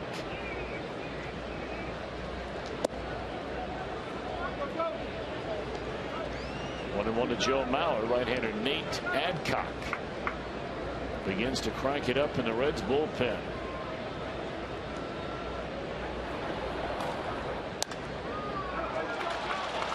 There's another base hit. Mauer will stay put. Boy, is that classic Joe Mauer right there. I mean, if there's one person in the major leagues that can hit the ball the other way any better than Joe Mauer, I've not seen him yet. Most teams really shift the opposite shift Mauer. Of course, it helps if that ball's elevated a little bit, and it was. Mike Leake's throwing everything about belt high right now. 9 men have come to the plate in this inning, and 7 of them have base hits against Leake, including a home run and a pair of doubles. Brian Price hoping that Leake can find a way to get the final out. Here's a guy that started this 6-run inning, Torrey Hunter. You didn't think much of it at the time when Hunter hit a laser out there that bounced off the wall in front of the Reds bullpen for a double in a 9-1 game.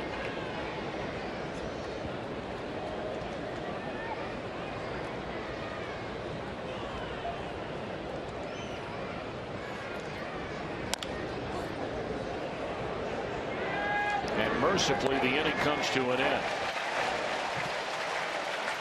9-1. is down to 9-7 and a long way to go. Here at GABP. Don't miss the 86 All-Star Game coverage, 7 Eastern, July 14th on Fox. I'm Jim Dan. We've told you that the Reds are putting in a new scoreboard in time for the All-Star Game coming up on July 4th. It's out in right field. A lot of balls hitting the outfield so far, and perhaps you've noticed them in the shots that they have up all the panels on the 90-by-30 big board LED screen. They're going to do some manicuring around those panels later on this week. They've got some wiring to put in, but their goal is to have that functional sometime during this homestand. If everything goes all right, they want to get it game ready, use it in a game, but book it. It'll be ready by July 14th, and it's going to be a great addition to the stadium. It's just fascinating to me, and fans are probably tired of hearing me talk about it. I have just been in disbelief when they made the announcement in conjunction with our friends over at Procter & Gamble that this thing was going to happen, and that it was going to happen before the All-Star Game. And then we were here the last time, and you saw no sign outside of the original foundation that had gone up. And when I pulled around the corner to the ballpark today and saw the actual board itself completed, put together, I talked to a couple of guys who work here at the stadium year-round employees here in the different trades, and they said, man, it was something to watch over the weekend. Marlon Byrd gone swinging. We told you the new pitcher is right-hander J.R. Graham, already the third pitcher used in the game tonight by Minnesota.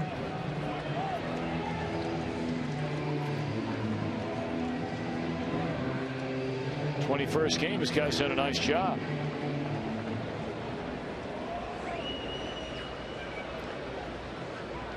Well, he gets a first batter strikeout. And if you're Paul Molitor, you want nothing more than a nice clean inning to kind of keep the momentum of this ball game going your way. Well, first pitch swinging is Tucker Barnhart, 2 for 2 with a couple of runs batted in. It's a fly ball to center, and you're talking about a clean and quick inning, 2 up, 2 down. You know, the thing that amazes me about the scoreboard, Tom, is the fact that I don't know how long the lead time was from the time they decided that they were going to put one up. Well, where do you get one like that? I mean, does somebody have that sitting around in their warehouse waiting for a phone call? I was told that basically, and I don't know the precise, precisely how many pieces, but basically, yeah, is that when they make this in the manufacturing part of it, it's about 4 pieces of it that basically, kind of like Legos, they snap the thing together and all the wiring that comes along with it. And so it's a lot more complicated than I'm making it sound, but I was told in layman's terms that that's basically the way it comes, and that you get a crane, and they had that out there over the weekend along Mering Way, and you assemble the 4 and up it goes, and there it is. I couldn't believe it when I saw it up today. Now, did you notice it when you came in late last night? I did not notice it last night. We come right in underneath the stadium and never really drive by there, but I certainly noticed it when I came into the ballpark today. Yeah, they have when that is up and running, it is really going to be cool. Oh, man.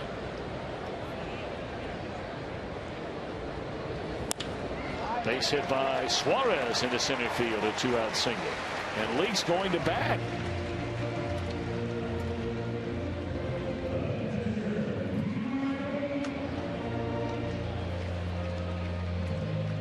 Of course, that's not a guarantee that Leake is going to stay in the game to pitch. No, we've seen it happen a number of times where Brian Price will send up one of his pitchers, especially either Mike Leake or Michael Lorenzen, to hit for themselves and then use a reliever. But I got to think the Leake is probably still in the ballgame. Although we got somebody down in the bullpen. Is it Joe? Still Adcock, yeah. He's still throwing down there.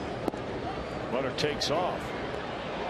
And Suarez with a stolen base. He's 2 for 2.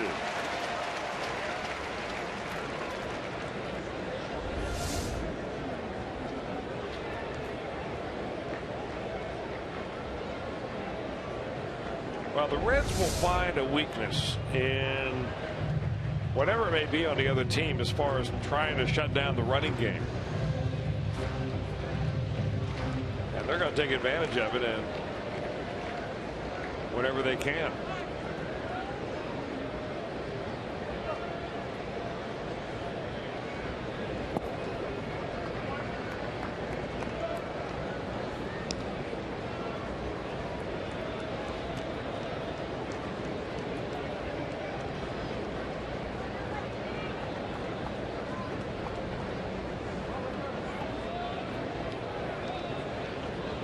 Ball and 1 strike. 2 outs to Leake. And now 1-2.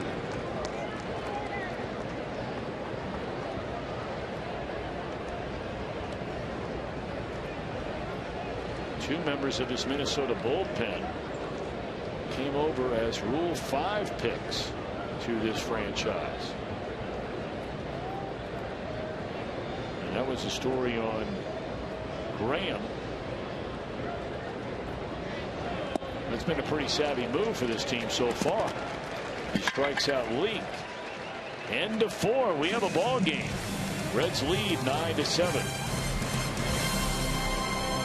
Meyer, find more for a healthier you at Meyer.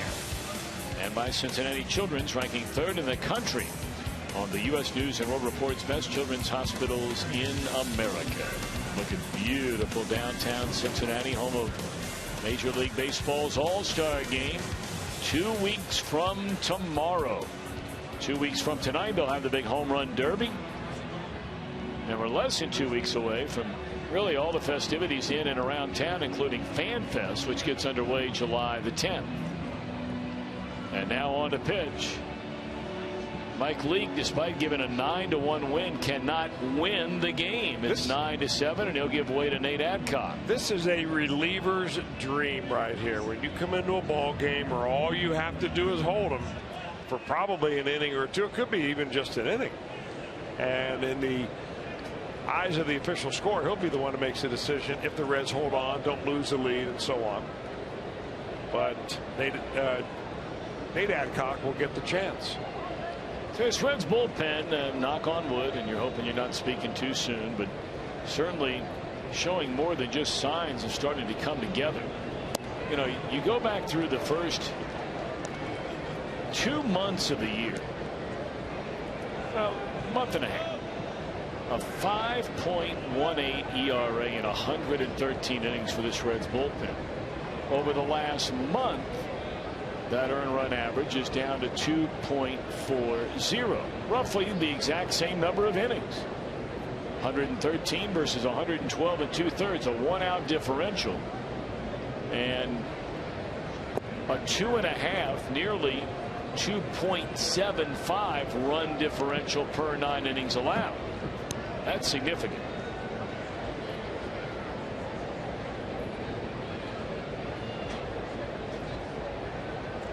Well, there is very little doubt about the arm, the right arm of one Nate Adcock. Question is, Chris, can he throw enough strikes? Well, that's a big thing right there. And, you know, the bullpen, Tom, to get back to the point about that, is that sometimes the telltale sign for a team bullpen overall is the number of innings that bullpen has to pitch. And it always seems like teams that have good starting pitching who go deep into games also have good bullpen guys, because they never really get overexposed or worn out. 1 out in the inning.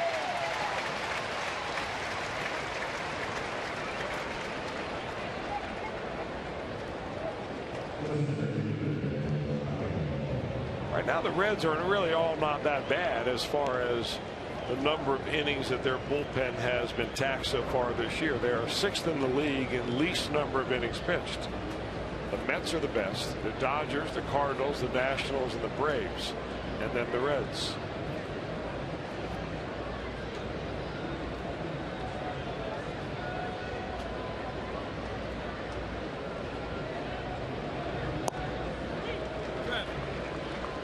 You just look at Nate Adcock, and he does have a good arm, but he's got a lot of moving parts in that delivery. And some of it lends itself to being, you know, distracting, hiding the ball a little bit. But at the same time, it could lend itself to inconsistency in the strike zone.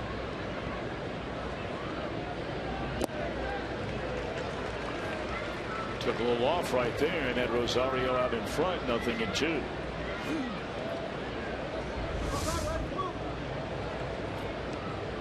It's a nice changeup, little diving action.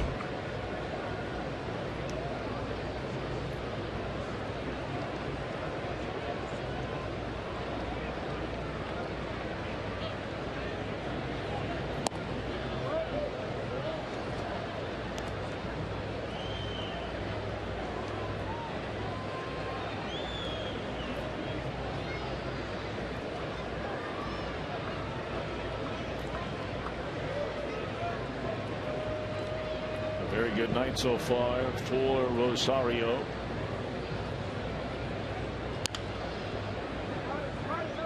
And Adcock ahead at 1 ball and 2 strikes.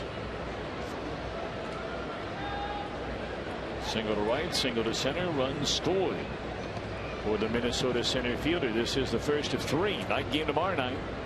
Reds Live gets underway at 6:30. And then no television for the series finale. Tickets are available. That'll be a 12:35 tilt. Johnny Cueto v. right-hander Trevor May.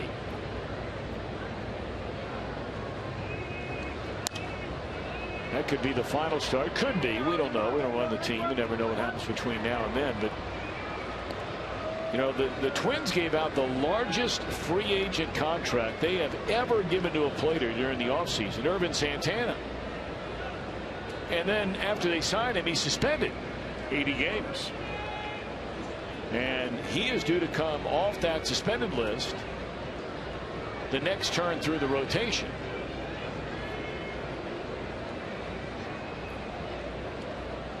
That's like making a midseason trade. You're not lying about that. I did talk to Paul Molitor a little bit about him, and I said, well, what do you suggest, or what do you think is going to be the response from the fans and the team, you know, when he comes back? Because I think everybody was just stunned. Because here's a guy with a whole bunch of money in the bank. He's been pitching and pitching well for a long time, and really the only thing after he signed that contract, guaranteed, that would keep him from getting paid that guaranteed money would be being suspended for using drugs. And that's what he did. The Molitor said, well, you know, people in Minnesota, they're forgiving people. Well, we mentioned earlier, he would know. He's born and raised there. The high school right there, with the college, University of Minnesota. #1 draft pick in 1977, 3rd pick overall. That's the year I was drafted. Talked about that with him today too. I said, Paul, you got drafted near the top and you stayed right there. I got drafted at the bottom. Oh, stop. And I stayed right there. Come too. on. You made it to the big leagues, for crying out loud. Come on.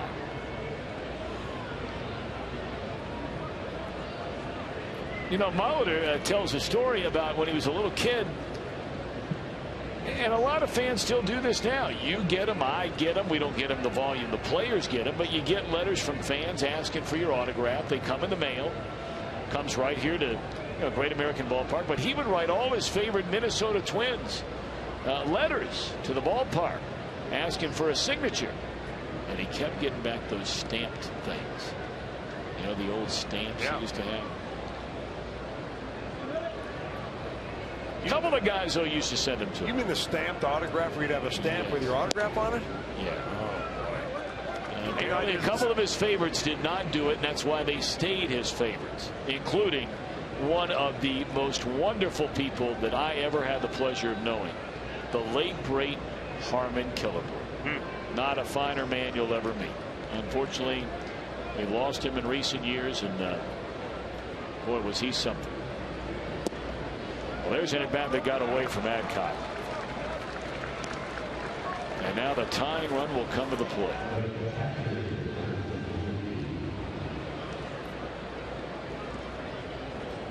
Can you imagine the shift in emotions with those two guys we just showed you in the dugout, Brian Price and Jeff Pico? No. I mean, at one moment they're looking at the scoreboard and it is 9-1. They're thinking they're flying high. Thank goodness we're getting hitting with runners in scoring position. Our pitcher just struck out 4 in a row. He's on a roll. Tying run at the plate. Kurt Suzuki has bounced into a double play and struck out. Rosario 5 of 7 in the stolen base department this year.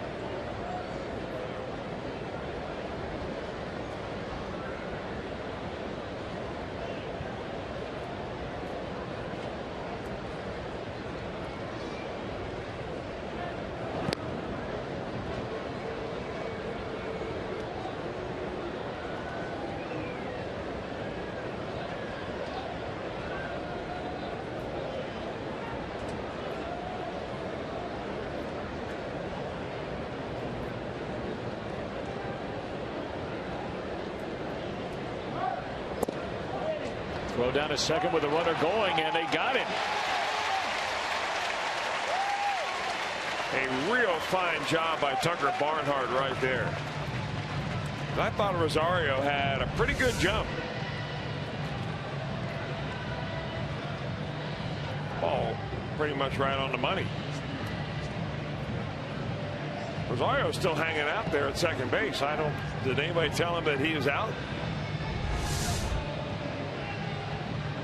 Well, they're looking at it in the Minnesota clubhouse. You know, we were told when we were in the replay review room in New York last week, Jim Day and I had a terrific opportunity to go and visit, that the opposing team, or the team that wants to ask for a review, has about 30 seconds to make that decision. They want to know if DeJesus actually applied the tag, and they're going to challenge his call.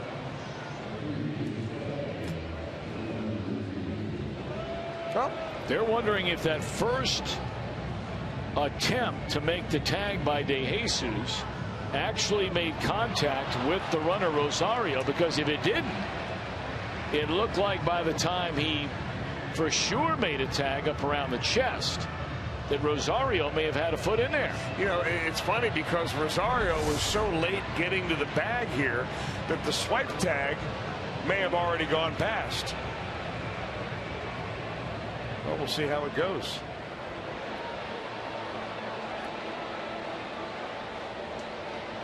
Well, they're going to look at different reviews. I can tell you, Tom, from sitting in the hot seat there in the review room, you look at one angle, you have 12 to choose from. So you're asking the techs to give you all the different ones you think are pertinent. Some from the home TV side, from the visiting TV side, some internal cameras here at the ballpark. You're slowing them down. You're going back frame by frame. You're asking an opinion of maybe another umpire, saying, all right, well, where do you have the tag and where do you have his foot? What hits first? And believe me, it looks like it's easy until they look at you and say, you know, we're already 2 minutes into this. We are now 3 minutes into this. Now, while we sit here at the ballpark, it seems like eternity. When you're sitting in that chair, it goes by in a hurry. Oh, I bet. And Jim Day was in that chair. He can tell you the same thing. Well, we're still waiting. You know, Molitor, let's get back to Molitor for a second, because the career that he had was just an incredible offensive career. 21 years in the major leagues, 17 with the Brewers, 3 with the Twins, 3 at the very end of his career with the Toronto Blue Jays, where he was the MVP in one of their World Series championships. Yeah, 93. He began as a shortstop, but when Robin Yount came back from retirement, they said, you know, we really like you a lot, Paul Molitor, but you're moving to second base. He said, fine, no problem. And Yount came back and played shortstop after he returned there. And in 1987, Molitor had a 39-game hitting streak, and they're playing the Cleveland Indians that night, and he's 0 for, and they've got the winning run in scoring position, and Rick Manning gets a base hit to drive in the winning run, and the Milwaukee Brewers beat the Indians, and the fans booed Rick Manning for getting the base hit, because left in the on-deck circle, was Paul Molitor trying to get 40 games in a row on his hit streak. How about that?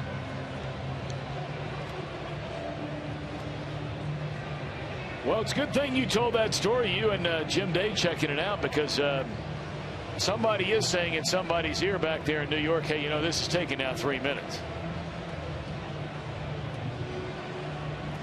Is that 3 New York minutes or 3 Cincinnati minutes? It's a good question.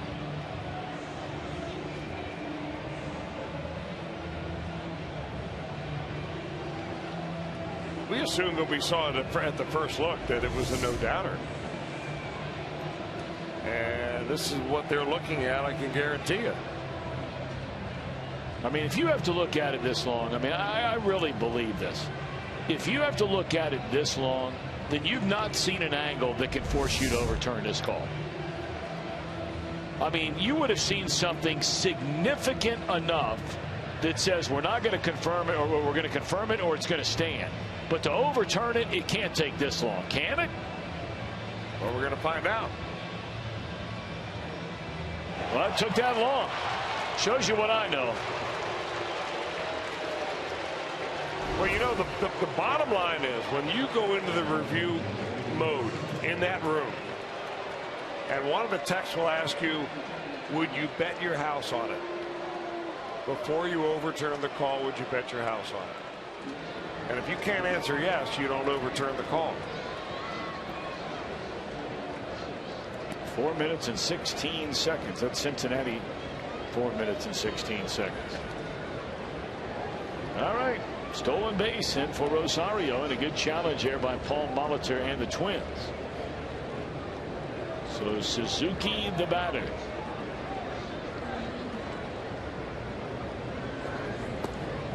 And now the runners at third.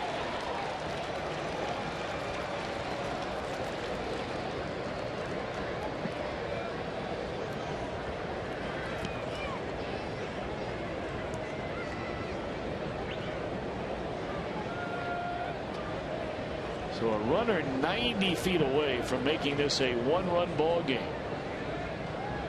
And you talked about being asked the question, would you bet your house on it? I don't think Paul Molitor would have bet his house on the Twins coming back from 9-1 down.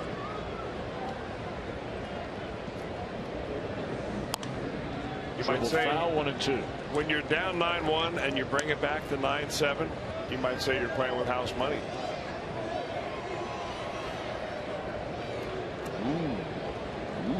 Your turn. I like that. That's good. I like that a lot. Nothing better than a little house money.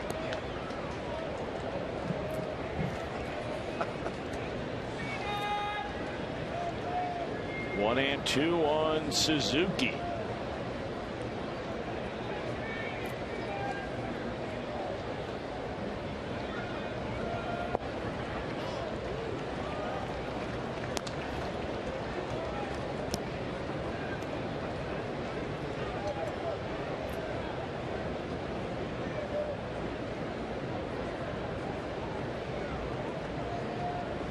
Every position in the batting order except for the pitcher for the Reds has reached base in this game. For the Twins, Suzuki's spot outside of the pitcher, the only not to reach base. And he's gone swinging, and that's a big strikeout for Nate Adcock and the Reds.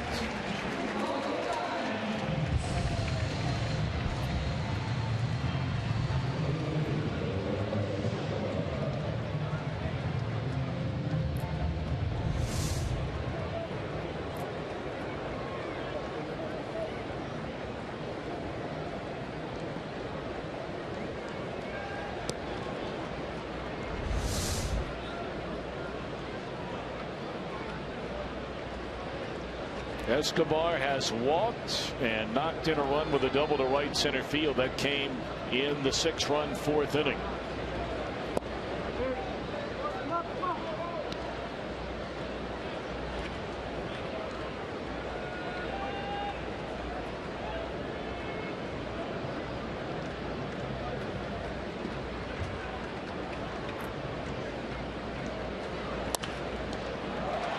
Nice play by Adcock, and the inning is over. A scoreless inning for Nate. Reds bat in the bottom of the fifth, leading 9-7. Women's World Cup semifinal comes your way. Alex Morgan, Team USA, taking on Germany. A trip to the final on the line. Coverage begins tomorrow night, 6 p.m. Eastern Time, only on your local Fox station here in Greater Cincinnati. That's WXIX 19. And also streaming live on Fox Sports Go. But check your local listings for your local Fox affiliate throughout Reds country. Reds lead 9-7. J.R. Graham still on the mound. He faces Billy Hamilton, who's had a perfect night back in that leadoff spot. A bunt single, scored a run in the first, walked in the second, stole third, scored. Walked in the third, stole second, scored again.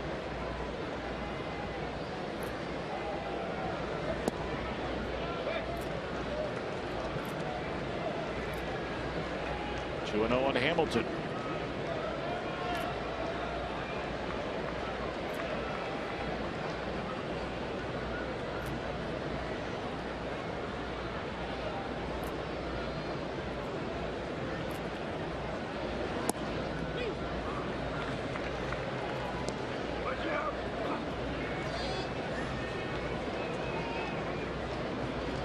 Hamilton with an on-base percentage of .264. Here he's walked twice in the game tonight. Coming into the game, he had walked a total of 15 times this entire year. And you're talking about a player with 250 at-bats. Well, I can guarantee you, Tom, and you would obviously would have to agree that the first thing, when you're reviewing the Cincinnati Reds, that you cover is with your pitching staff as far as the scouting report is you do not walk Billy Hamilton, period. There's no discussion. Tapper down at third, and Hamilton just beat the throw. He just chopped that ball right into the ground. And Chris, this has been something you've been talking about for a long, long time. I just want to see him be pesky at the plate. And they're playing already in on him anyway, trying to take the bunt away. He gets a break on this one because the ball goes essentially into foul territory. But I mean, he busted down the line, and those are his assets, those two legs that he's standing on. I mean, sitting back and trying to hit the ball into the gap is not his game plan. It may never be his game. Hamilton 3 for 3 in stolen base attempts. You take a look at his lead down there in the low right hand corner of your screen. He has 39 stolen bases, has been thrown out 6 times.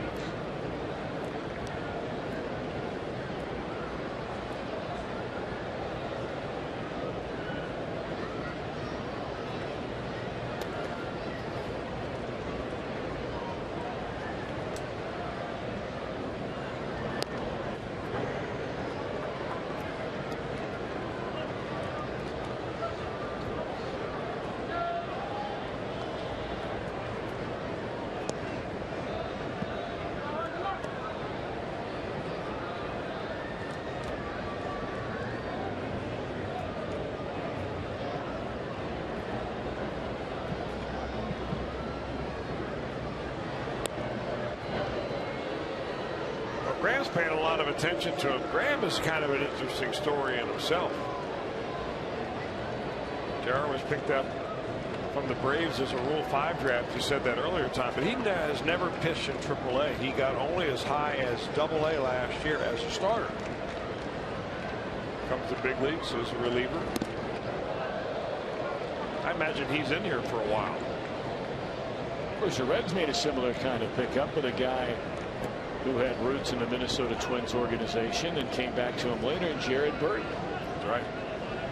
If I'm not mistaken, he had never pitched higher than A-ball when the Reds made him a Rule 5 pick. He came from Oakland, right? If I remember right. And then went to Minnesota and really had a nice career with the Minnesota Twins.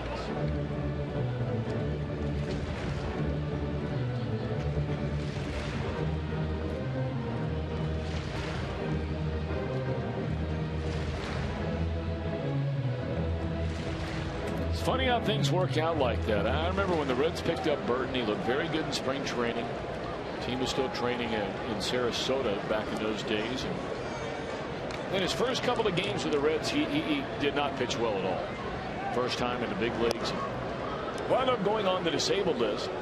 And then by the time he came back, Pete Buchanan had taken over as the Reds interim manager. And the story goes that he looked at Dick Pole one night in Shea Stadium, old Shea Stadium, and said, that's when the Reds bullpen was just brutal that year. And Dick Pole was a pitching coach, and Pete Buchanan said, who are you going to give the ball to that can get somebody out? And, Dick Pole looks at him and says, well, the only guy down there that hadn't, that really hadn't gotten a shot is Burton. We just activated him. And you may remember he came on the rest of that year as one of the best pitchers, relief pitchers in the league. He did come from Oakland. He did have a good run, and he's still pitching. Still pitching right now in the minor leagues for Dave Miley and the New York Yankees.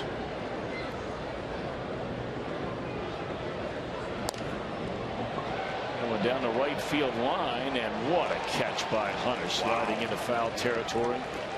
Well, they were playing him that way, figuring that he was going to shoot that ball that way, but I can't believe he made that catch. That ball sliding away from him, kind of coming off the bat of a right-hander with a little cut on it. 39 years old, that's a pretty good effort. Well, some may remember, I mean, it's been a while now. You got to go all the way back to the 2002 All-Star game. And Torrey Hunter made one of the greatest defensive plays in the history of the All-Star game, taking away a home run from Barry Bonds. He was playing center field. Ichiro Suzuki had given up on a ball in the right center. Suzuki was a right fielder. And all of a sudden, out of nowhere, came flying into the air Torrey Hunter. And I remember that look on Barry Bonds' face as he just stared out into right center field at Hunter in a state of disbelief. Boy, think about how long ago that is now. If I remember right, that was the All-Star game and ended in a tie in 2002. That was in Miller Park in Milwaukee, Wisconsin, if I remember correctly. I'm pretty sure that's right.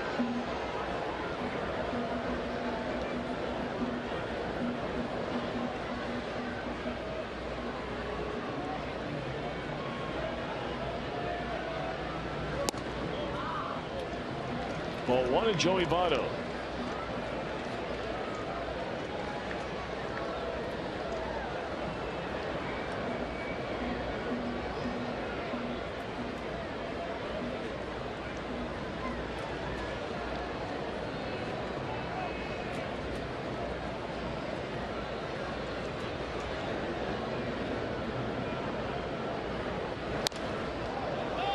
Shoots it off foul to the third base side out of play. Good night for Joey tonight. Walk, 2-run single, has scored a run.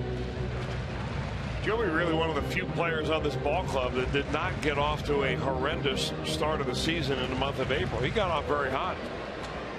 Hitting in the high 380s, 390s early in the year, almost all the way through to the month of April.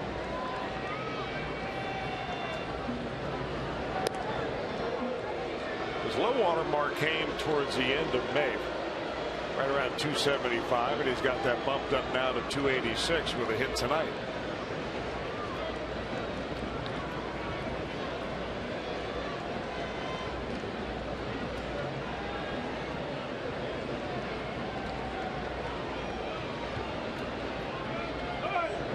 Runner goes.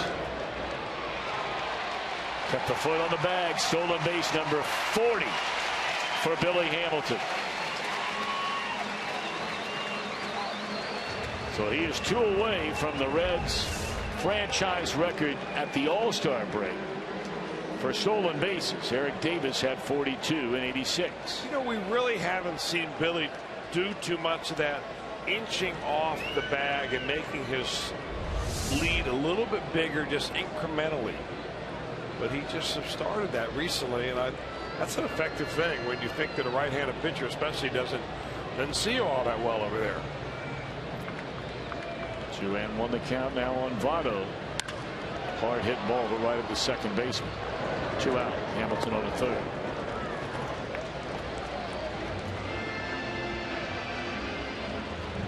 We are only in the bottom of the 5th inning. We have a long way to go in this one. Teams have combined for 21 hits, 16 runs.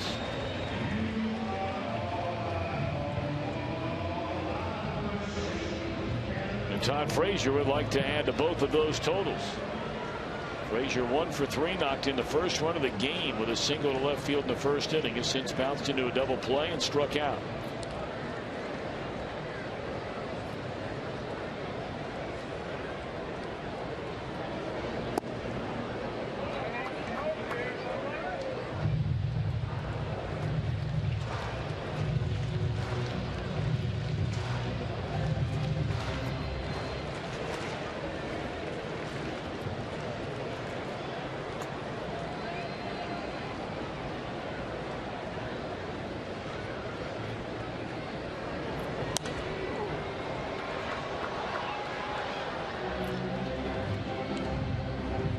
Graham got some giddy up on that fastball now. That one last one at 96 miles per hour.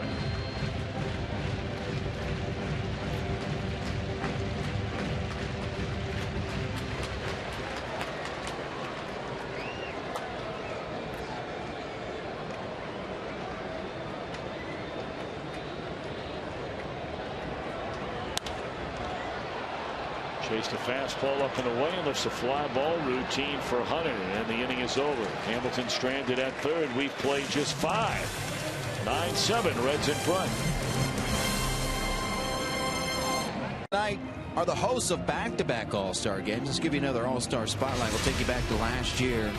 Derek Jeter's last All-Star game of a storied career. And the first All-Star game held at Target Field in Minneapolis. And Mike Trout was the man on this night. Hit an RBI triple in the first, scoring Derek Jeter. American League scored 3 runs in the first, and then Trout solidified his MVP in the 5th when he broke up a tie with an RBI double that put the American League ahead for good, 5-3. American League has won 13 of the last 17 All-Star games, and man, were the Reds well represented last year. Frazier, Mesoraco, Cueto, Chapman, Simon were all All-Stars last year. And you know, the first thing, Jim Day, that jumps out at me of that video is not Mike Trout, it's not Derek Jeter. It's blue skies and sunshine, which we are praying for here in Cincinnati during that entire All-Star week. Certainly that Monday night and that Tuesday night home run derby, and the following night the game itself.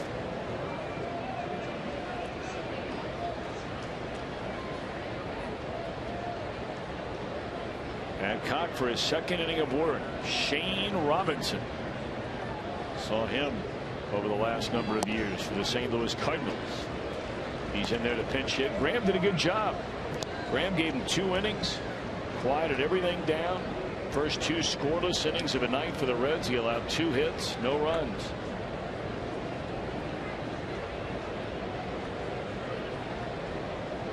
Struck out 2 and did not walk a batter.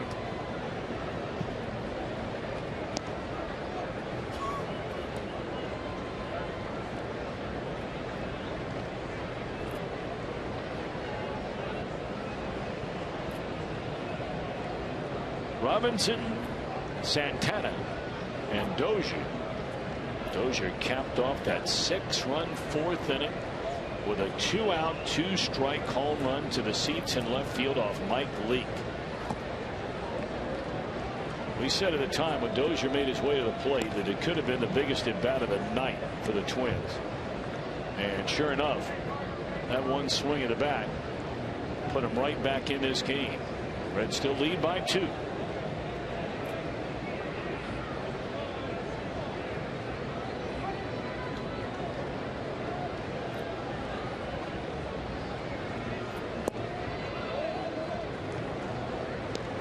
Adcock issued a walk in the 5th. Runner wound up stranded at third base.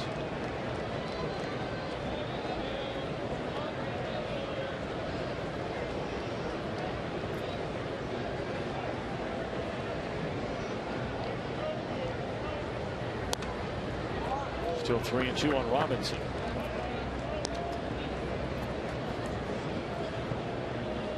Cardinals off tonight, Cubs off tonight, Pirates off tonight, Milwaukee playing in Philadelphia. What do you think of that whole Ryan Sandberg thing? Kind of weird, isn't it?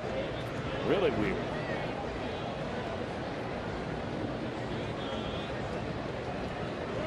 I think they're in for some major changes there. That goes way beyond just the field manager. I did not expect the timing of it to happen when it did.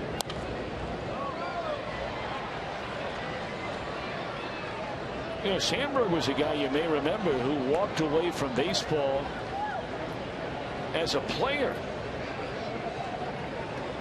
I was working for the Cubs at the time, and I mean, you talk about coming out of left field. All of a sudden, your biggest star on the team is there one day, walks in the door, and is gone the next.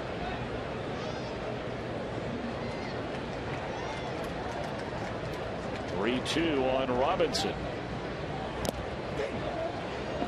And Shane hanging around.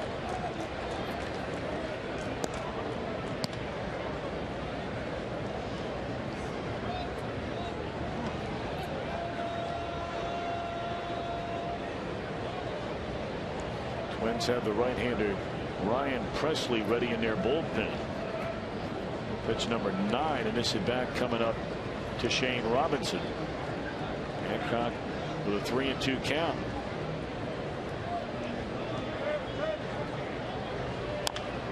And there'll be a 10th pitch in this at bat.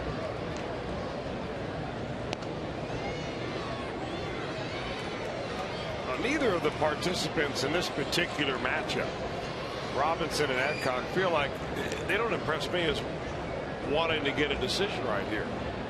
Hancock takes his time. Robinson takes his time. These guys are throwback players all the way to 2014.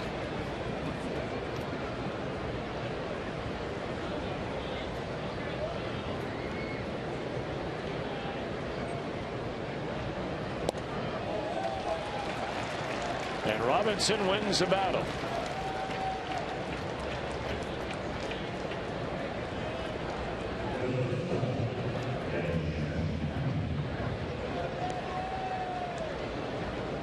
This Minnesota bench has just been abysmal this year.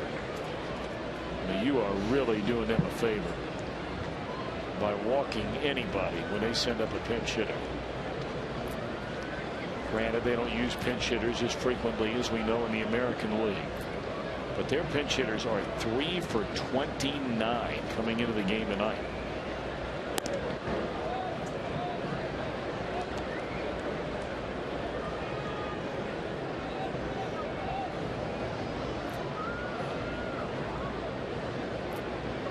Santana has struck out, singled a drive in a run, and scored in that 6-run 4th inning.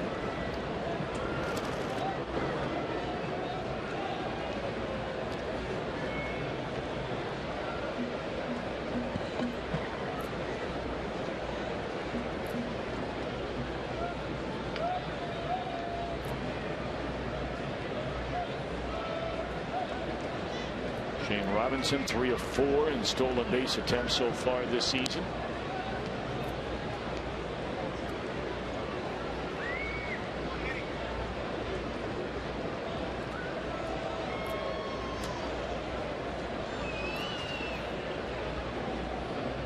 Robinson, a guy who put up big stolen base numbers in the minor leagues, coming up with a,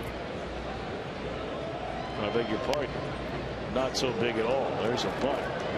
And Hancock will throw out Santana, who puts down the sacrifice. I'd like to remind you that on the next Reds Weekly, he was the first African American to wear a Reds uniform and will now have a statue in his honor. Well, what a good man he is. The All-Star Spotlight will highlight Hall of Famer Joe Morgan. Pete Rose weighs in on the 40-year anniversary of the 1975 World Champion Reds.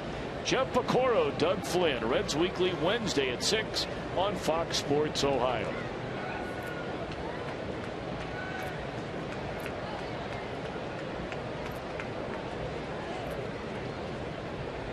Runner at second, top of the order. Here's Dozier. He hit the big 3-run home run off Mike Leake on a 2-strike pitch to take it from 9-4 to our current count at 9-7. Dozier has 16 home runs and 40 runs batted in.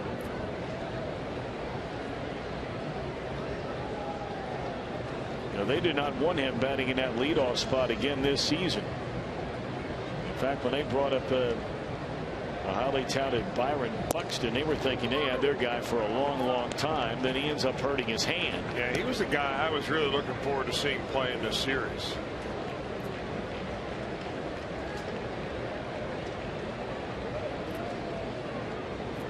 I mean, he's been considered the #1 prospect in all the baseball, all teams, over the last couple of years.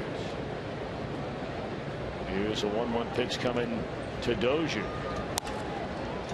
Out on a play first base side. Well, the Twins really haven't had a leadoff guy. They traded in the same winter.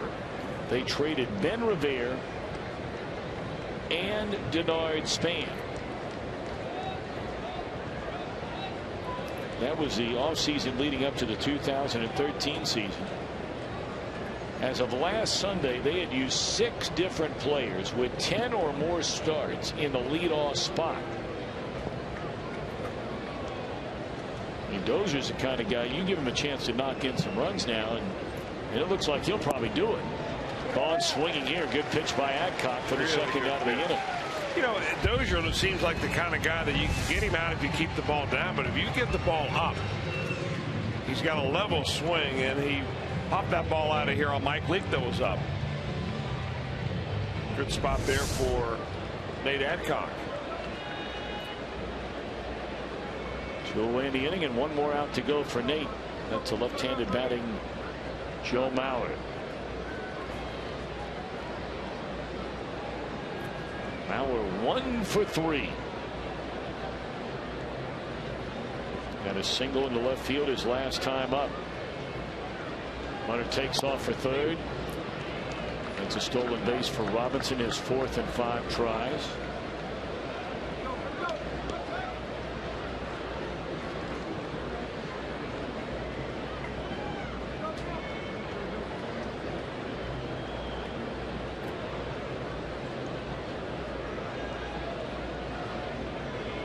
Well, no throw to third because Todd Frazier is not about to leave his spot in case Mauer goes that way with a batted ball, and he likes to go that way. We'll take a look at his hit charts. I mean, this guy bats the ball like he's a right-handed hitter, really a right-handed pull hitter. More hits to left field than to right field by a long shot. And of course, that center field, a lot of those are probably left of center. So if he got real detailed, and most ball clubs have extremely specific detail on those hit charts, you'll see him hit the ball over there in that left center area almost at will. Even in batting practice was doing that.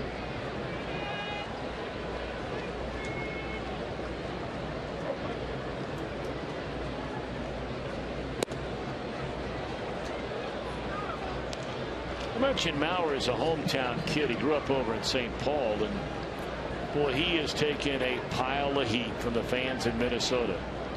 You know, the Twins and Mauer agreed on that huge money long-term contract, and fans wondering where that Mauer is. And won an MVP award, won 3 batting titles. Diving play by DeJesus, and a good play by Ivan for the final out of the inning. Reds still lead 9-7. 1 more look. Filling in for the man who makes these plays every night. This date in Reds history, 1916. The Reds and Cubs played a 9-inning game, and they used just 1 baseball for the game. Now, I get this question a lot, whether I meet people in public or on social media. Just how many baseballs do they go through in a game nowadays? You see many of them thrown aside when they're thrown into the dirt. Foul balls hit out, home runs hit out, players throwing them into the stands at kids. Reds use about, on average, 70 baseballs per game. That is on average. Now tonight it might be a little more because we've had a ton of hits. And there you see the baseballs that are certified, the ones that are thrown aside. They have someone that certifies them, stamps them, and in turn are sold to the public for charity. So there's the answer to the question, folks, that have asked me over the years. About 70 per game. Well, Jim, it's a great note that you bring to all of us, because you're right. That is a question that is asked all the time. And now I'm glad I know the answer, thanks to Every Day is Jim Day.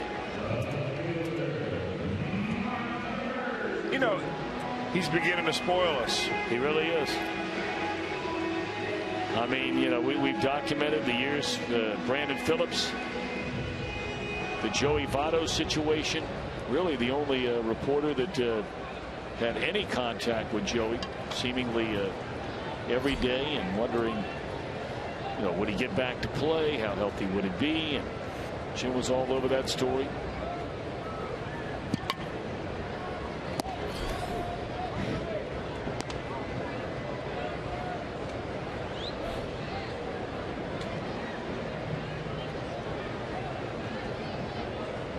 I'm telling you. You know, our son is 10 years old, and I mean, I am not kidding when I say this. Jim Day is Reds baseball.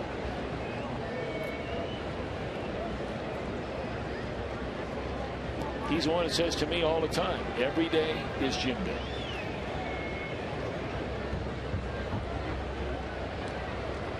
We are very lucky to have him as part of our regular in-game broadcast now. As Marlon Byrd swings and fouls it out of play. It's no balls and 2 strikes. Jim, I just saw that commercial you did the other day. It was the first time I had seen it, where you were bouncing around to all the chili joints. Oh, yeah, that was a Tums kind of day. Did you actually have chili from all those? Would you at a Price Hill, right? Yeah. You went to Dixie Chili. Yeah. And up there to Blue Ash Chili. Right. Broken bat. Soft liner in the left field. That'll be a base hit by Marlon Byrd. Did you actually taste test every single one of those? I'm not going to put you on the spot about what was the best, but did you eat a little bit of chili from all of them? I had to, yes, indeed. Not only had to, but at that point wanted to. But the weird thing is we started shooting about 7:30 in the morning. That's a good time for chili. Well, chili is not, or, you know, coney dogs, cheese dogs are not normally on the menu that early, but I'm a man of the people. I did what I had to do. Yes, you did. Yes, you did. Here's Tucker Barnhart. Tucker 2 out of 3, couple of singles, couple of runs batted in, a run scored. Ryan Presley taking over for Graham. Now, you were talking about the Rule 5 draftees that the Twins have taken over the years. He's one of them. Took him a few years ago. They got him from the Boston Red Sox. Into left center field, a sinking liner is going to fall in, a base hit, and it rolls by the center fielder Rosario. Marlon Byrd digging hard, and he'll stop at third. Third hit tonight for Tucker Barnhart. And all 3 of them to the opposite field. Really like that approach from Tucker Barnhart. You know, it just opens up so much for you when you use the entire field.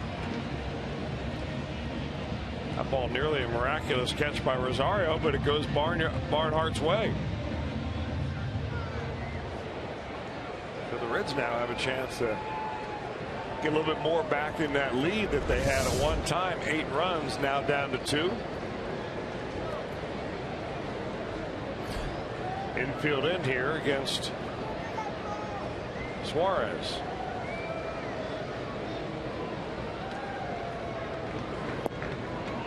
Been a good night for Eugenio Suarez. Struck out looking to end the first inning. Had a 2-run double to left center field. Scored in the 5-run third. Had a single, stole a base in the 4th inning. Infield drawn in. Reds would love to get a couple of these runs back here. Suarez, a huge swing there on a 1-0 pitch. Came up empty. Schumacher in the on-deck circle would bat for Adcock.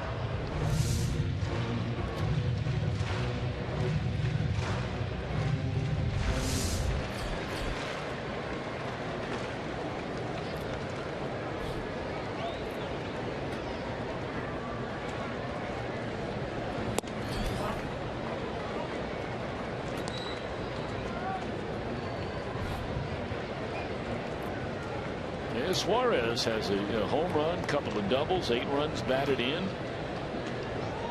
And look at those numbers with runners on base.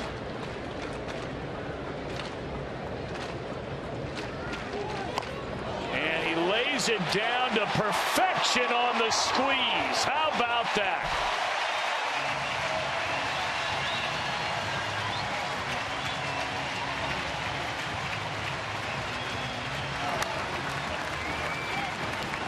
Beautifully done by Suarez. I don't think you could do it any better than this time. I mean, he waits until the very last second, doesn't give it away one bit.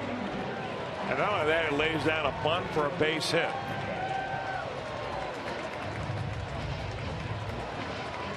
I don't know why, but I want to say it's the second time he's done that on a squeeze play.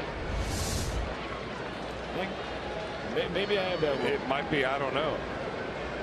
You know, you call me old-fashioned, but I love that play. It's a great play. I really do love that play. Sometimes it looks bad when it blows up on you. It does, and some amateur high school teams especially overuse it. But if you just use it every once in a while, and you can make everybody feel good just by laying a bunt down. Yeah, that is his second successfully executed suicide squeeze. The other one was against David Price, and the Tigers, they threw him out on that one, but it was still executed to get the run in. This time a bunt hit. So here's Schumacher. Runners on the corners. Reds lead 10-7.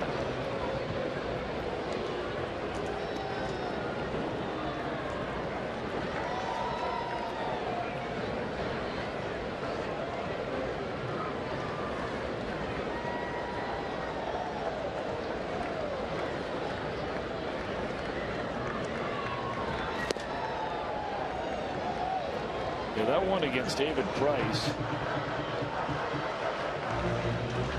came in the second inning with Jay Bruce at third and Brian Pena at second base, and Suarez was asked to put down the suicide squeeze. The pitcher was batting behind him, and he got the job done. Second time tonight. 3-0 on Skip.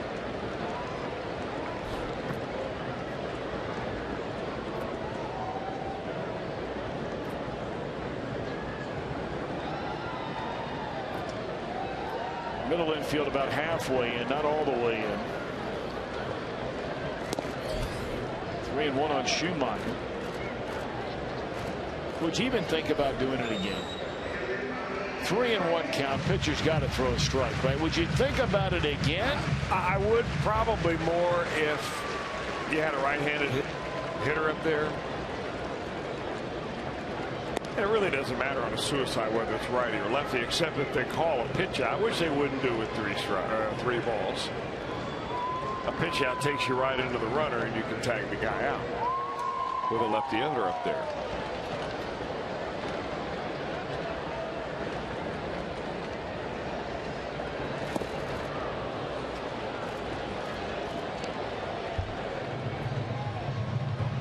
Skip looking fastball on that 3-1 count, got the breaking ball.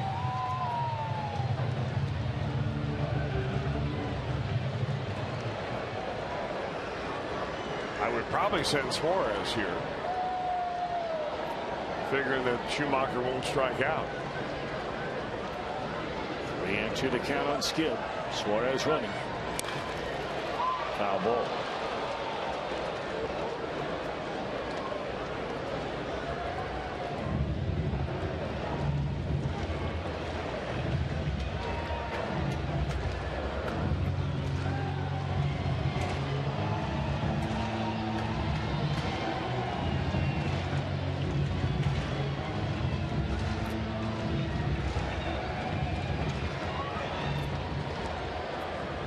Schumacher trying to make it double digits in the pinch hits column. Leader in the league with 9 of them.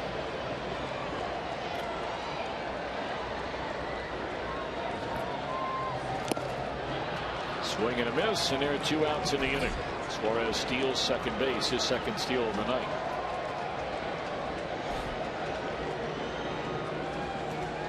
about Billy Hamilton? What a night he has had. A bunt single, scored in the first. A walk, stole second, stole third, scored in the second. A walk in the third, stole second, scored again. And in the fifth, an infield hit on a chopper up the third baseline.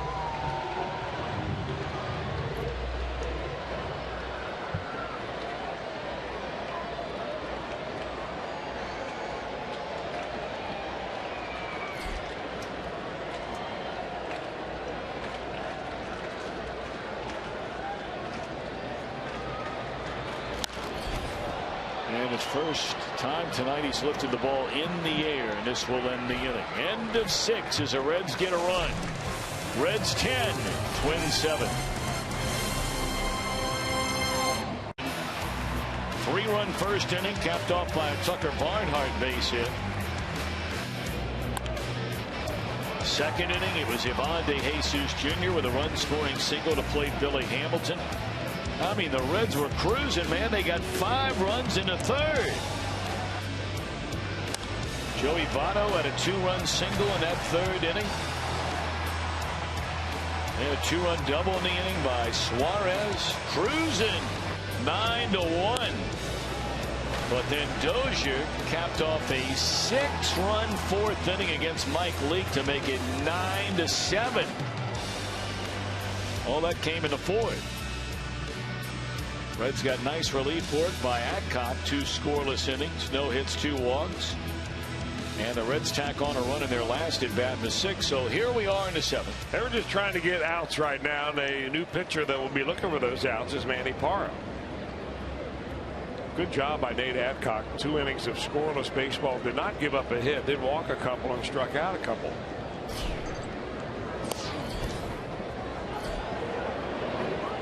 Barnhart, a nice play, calls off Parra and throws out Torrey Hunter. 1 pitch, 1 out for Manny.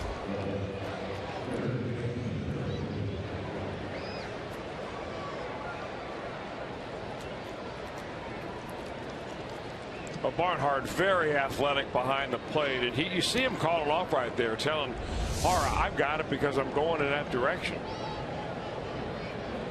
Let me pick it up for you.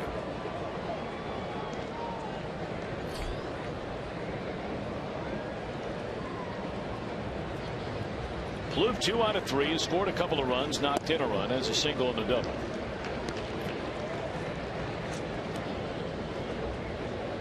Plouffe yet a number of the #1 draft picks on this Minnesota team in 2004 out of Crespi, California. Played almost 8 full years in the minor leagues. They thought this guy was going to be a bust. And now he's been a regular over the last 3 seasons.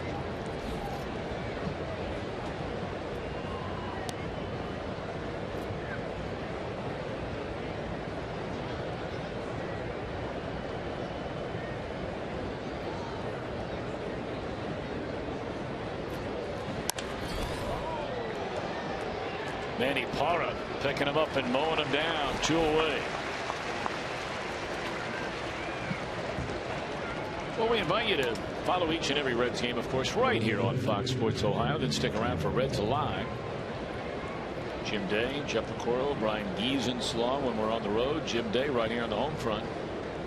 Brought to you by Performance Kings Honda. Jeff Picoro being the clubhouse after the game, and Jim Day over in the Fox Sports Ohio condominium. He's been out of there for about a week. He's due to get settled back in. And Jim, I would imagine there's nothing better than getting settled back in on the home front with a W. Oh, it's much better over there when it's a W, although the fans that show up are just as exuberant after the game after a loss. So it's all good. Glad to be home after a rough road trip. Yes.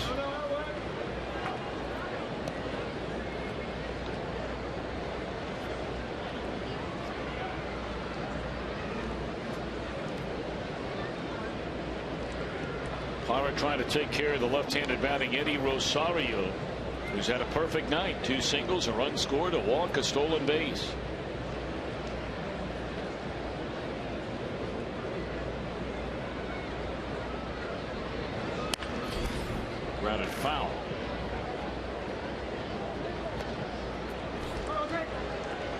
These Twins come in 5.5 behind front-running Kansas City. Royals are getting kicked around tonight in Houston.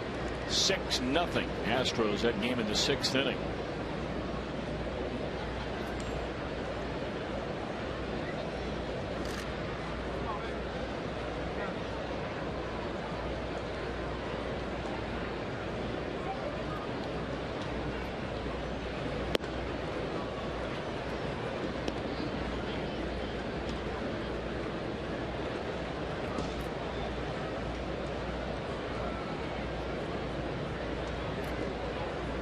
Twins have a left-hander, Aaron Thompson, getting loose in their bullpen. Reds trying to bridge this gap in what is becoming a rather stingy trio of late in Parra, Hoover, and Chapman.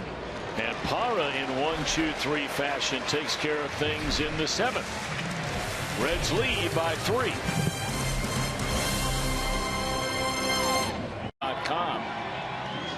Big push for Todd Frazier, and there should be at Reds.com.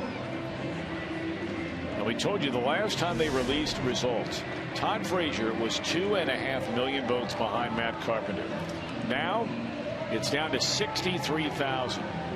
Hold on a minute now. Something just happened to the Minnesota catcher during warm-ups.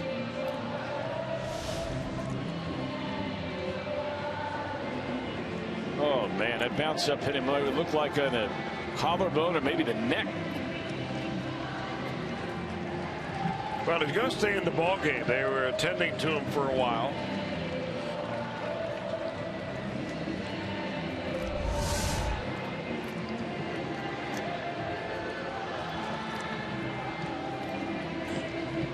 Well, too many foul balls to the face mask is the reason that Joe Mauer is playing first base. Of course, when they signed him to that big contract that you referred to a couple of times, Tom, it was because, you know, he had just finished winning an MVP for the ball club. They wanted to wrap him up, make him the face of the organization, and then along the way he had sustained so many foul balls, he had concussion-like syndromes and all the problems associated with that, and they said, hey, the best way to keep this guy healthy is get him out from behind the plate and put him at first base. I'll tell you, so, you know, sometimes it takes little things to put things in perspective that really should be in perspective all the time. But I mean, I've watched my son pretty much catch this entire year, and we're only talking knothole now. And we've always agreed, I mean, there's no doubt about it, the toughest guys in the game of baseball are the catchers. Agreed. But when you're even standing there in little league games or knothole games and you're watching a kid catch and taking 4 or 5 of those rockets off the face mask that are foul tipped over the course and thinking the power and the strength and the speed of these guys at this level, boy, does it put in perspective how unbelievably tough these guys are that play catcher in professional baseball. It is just incredible how tough they are. That's during warm-ups. The guy just took one in the neck.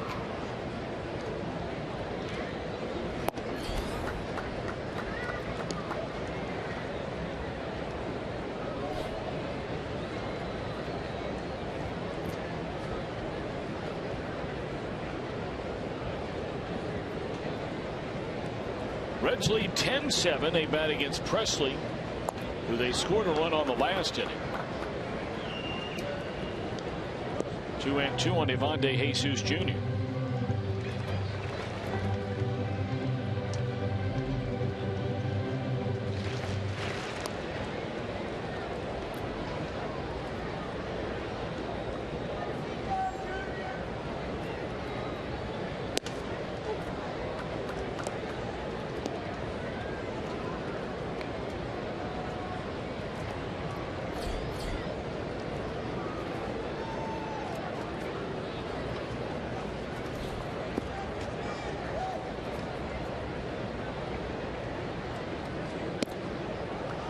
Ball 4 to De Jesus.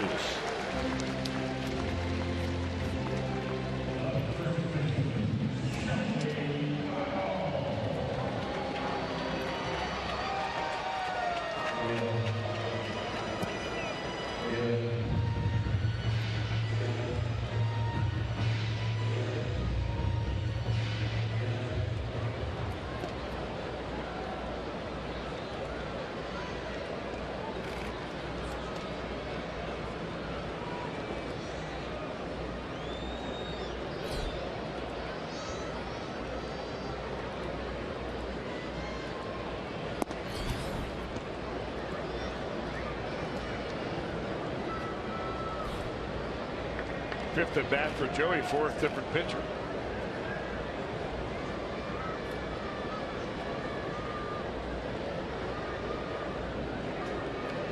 Leadoff man aboard here in the Reds 7th. And Votto waiting. And there's a strike.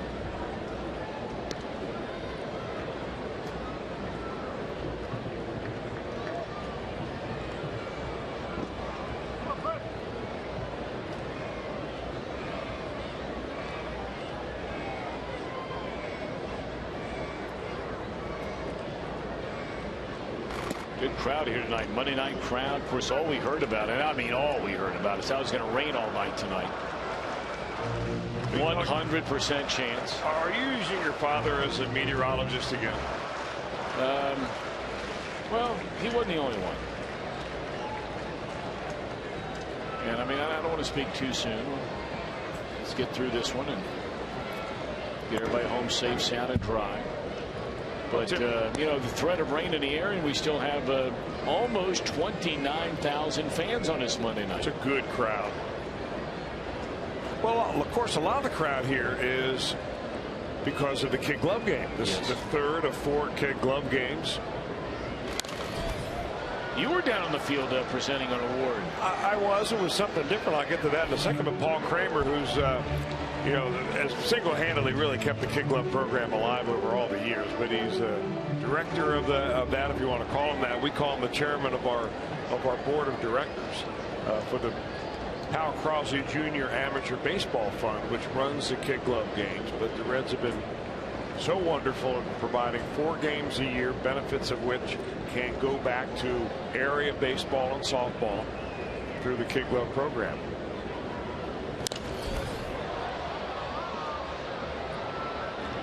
What a way in the inning. I was on the field to give a plaque and an award out, a scholarship award, to a young man that won that. He was from Champaign County. Once a year on this date, because this was the date that Harvey Haddock, who was a resident and from Champaign County, upper Urbana area, pitched maybe what people consider the best pitching performance ever in the history of baseball. 12 perfect innings.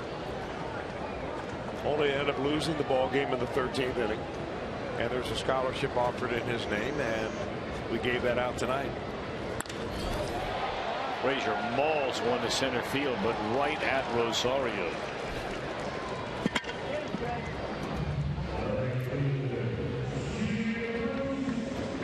Oh, by the way, I was reminded that, you know, we were talking about left-handed pitchers that wore the number 32.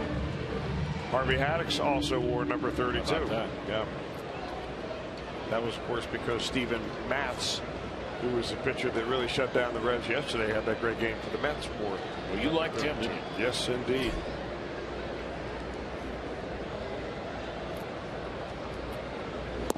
So you saw, and the Reds saw 3 pretty good-looking young pitchers in that series. I'm wondering, you know, I haven't gotten a chance to talk to a lot of the players on the Reds about those guys. I mean, everybody seemed to be just so dead dog tired getting on that plane last night. But you got Noah Syndergaard throwing about 98, 99. That ball driven in a deep left center field off the bat of Jay Bruce, and that's up against the wall. They'll bring in another run. Rounding third and scoring De Jesus, Jay Bruce. 2 RBIs tonight and a pair of doubles.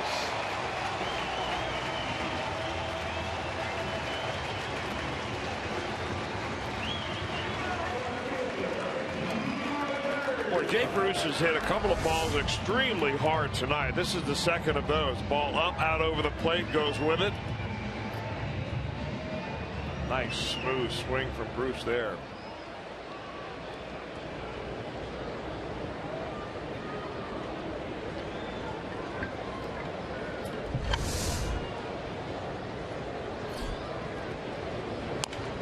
Of course, the Reds won't see the Mets again, and maybe this is a good thing until they come to finish the regular season. I think the last weekend of the regular season is against the Mets. This could be big games for the New York Mets, and or we'll see if they are for the Reds, but certainly for the Mets.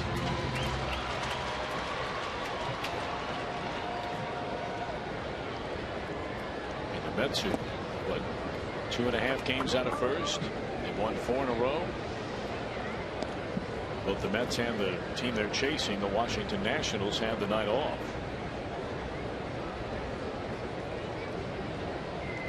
That's the right division to be in, though. Of course, all of them are the right division to be in, except for the National League Central.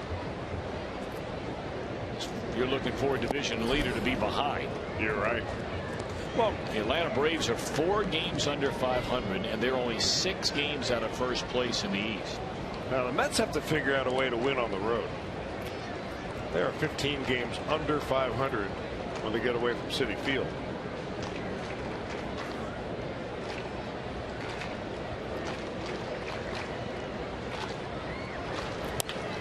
Bird, a ground ball to the shortstop, and that will end the inning. But the Reds' single runs in each of the last 2 propels us to the 8th, where the Reds lead 11-7. As low as $12. And stick around after the game for a fireworks Friday night show featuring a live concert by the world-renowned Cincinnati Pops Orchestra, presented by Coca-Cola. For tickets, call 513-381-REDS. Visit select Kroger locations or log on to Reds.com/tickets. Manny Parra breezed through a 1-2-3 7th inning, and he'll take the ball here in the 8th. The Reds had to use so much bullpen over the weekend. What with the suspended game carrying from Saturday afternoon into Sunday, that turned into a 13-inning game. And then Josh Smith had to leave the game in the 6th inning yesterday.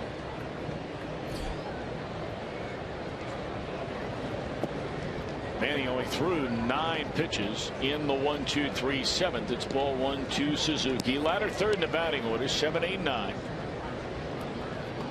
I beg your pardon, 6, 7, 8. They have the pitcher batting 8. And obviously we'll pinch it for Presley here in this 8th inning. Liner into right. Bruce got it. Good play by Jay Bruce. Well, if you hesitate on a play like that, you're not going to be able to make it.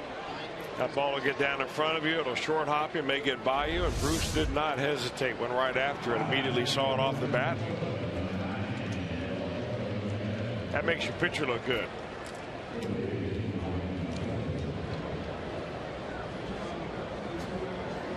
So now Eduardo Nunez is going to come up and bat.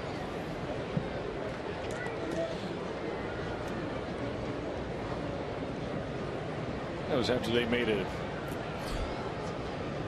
double switch. So Nunez, the pinch hitter, batting for the pitcher who is in the 7th spot after that double switch. So I beg your pardon.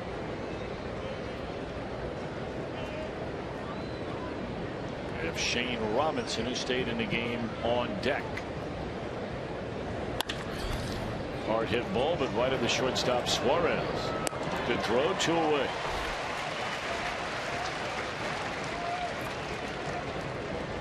Well, before every game right here on Fox Sports Ohio, 30 minutes before the start of every game, we call it Reds Live, presented by Ray St. Clair Roofing. Will come your way at 6:30 tomorrow night. Right-handers Hughes and DeSclafani. Tickets are available. We invite you to come on down.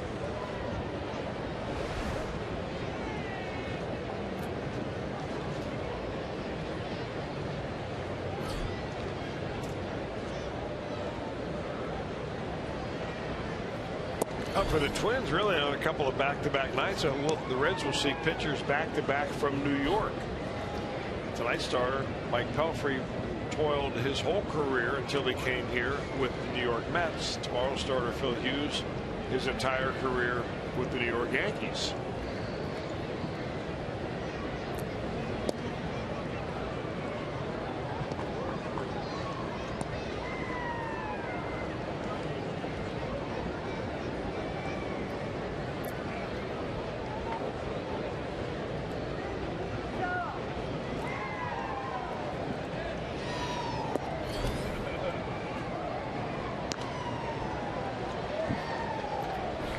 Reds an 11-7 lead with 2 outs and none on here in the 8th inning.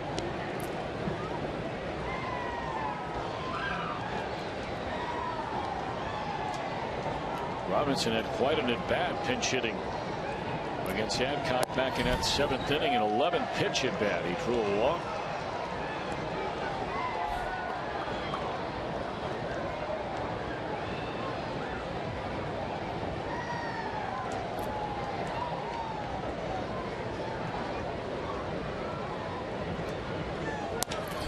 This time he hits it hard, but Jay Bruce is there, and the inning is over. Reds bat in the bottom of the 8th, leading by 4.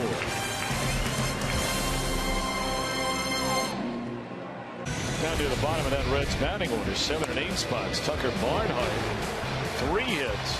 RBI single in the 1st, RBI single in the 3rd, scored a run, and a double in the 6th inning. And how about Eugenio Suarez? Struck out his first time up since. 2-run double scored, single stole a base. Suicide squeeze to perfection right here. Leading Marlon Byrd to turn into a bunt hit. So Barnhart 3 hits, 2 runs batted in, a run scored. Suarez 3 hits, 3 batted in, 2 stolen bases, and a run scored. And they'll be the first 2 hitters against a new pitcher, left-hander Aaron Thompson from the Minnesota Pen. He had a great first 2 months of the season and has really struggled here in the month of June. Well, he, like so many of these other Twins, is a former #1 draft pick. He was picked back in 2005. That was the year that the Reds picked Jay Bruce. He was the 22nd pick by the Florida Marlins, traded by the Marlins to the Nationals, picked up off waivers by the Pittsburgh Pirates, and after getting free agency, signs on with the Twins. And a 4-hit night for Tucker Barnhart. I would imagine that's a first in his career. It's probably a pretty safe bet.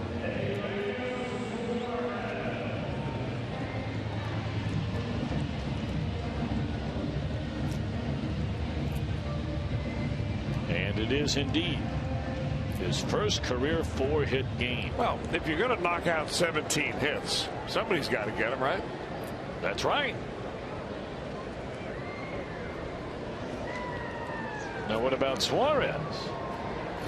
He's never had a 4-hit game. He's had 3 hits in a game 3 times, but never a 4-hit game.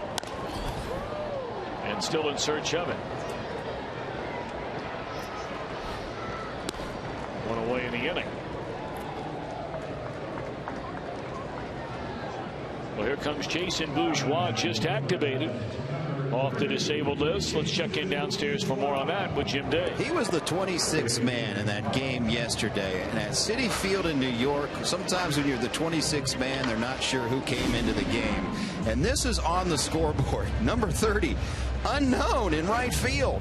He said the people in New York, being New Yorkers before they changed it, of course let him know and razzed him big time. He said that his friends got wind of it and he was lit up today on the phone and via text, and of course his teammates got wind of it as well. They were lighting him up so much in the clubhouse today that he just went ahead and put up this in his locker. Good for him. Unknown. He's a good dude. He said, you know what? This is my 9th organization. I've been a part of every transaction imaginable. I love that stuff. It only motivates me to be a better player. Well, of course, I mean, he was right there. And I mean right there for making his team in spring training. And he wound up, cracking his shoulder. It opened the door for guys like Brennan Bosch and Chris Dominguez, who certainly earned a spot on the roster by both having great springs in Arizona. But the Reds are glad to have Bourgeois back. Play the infield, can play the outfield.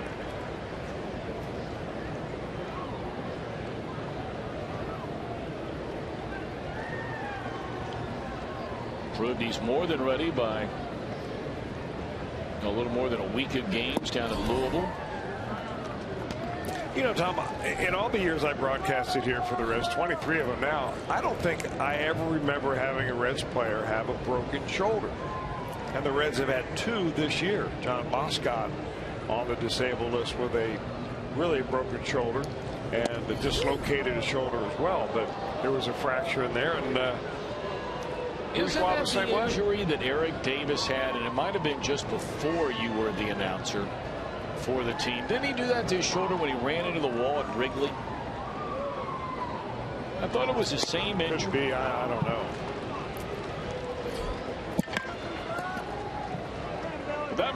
If that was the injury, I mean, it might have been within a year or two before you were. That's a long time ago. Yeah, I know. It's just a very unusual injury to have two of them in the same year. Just kind of shows you how snake-bit the Reds have been when it comes from the injury front. Well, you're not kidding. Well, we always talk to, especially when guys come in and never see the Reds, and we alluded to Bert Blyleven and his partner for a long time. They've made up an outstanding announced team over there for the Twins and Dick Bremer for a long time. And you start catching up with guys about your team, and what about this guy, what about that guy, and Chris, it's been 2 years from now we run into guys and it's been, well, you can't believe the injuries.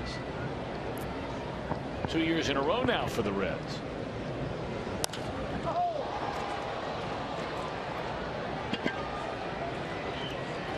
Reds 3 outs away from nailing this one shut to start this 6-game homestand.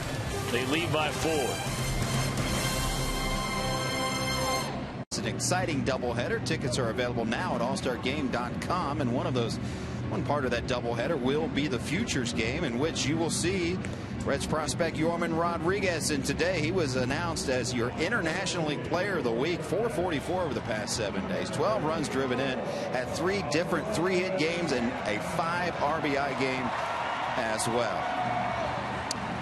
And he will be joined tomorrow in AAA by Raisel Iglesias. He'll begin his rehab stint tomorrow, coming back from an oblique injury. Brian Price wants to build him back up as a starter, not in the bullpen. So look for him to have 2 or 3 outings down there if it goes well.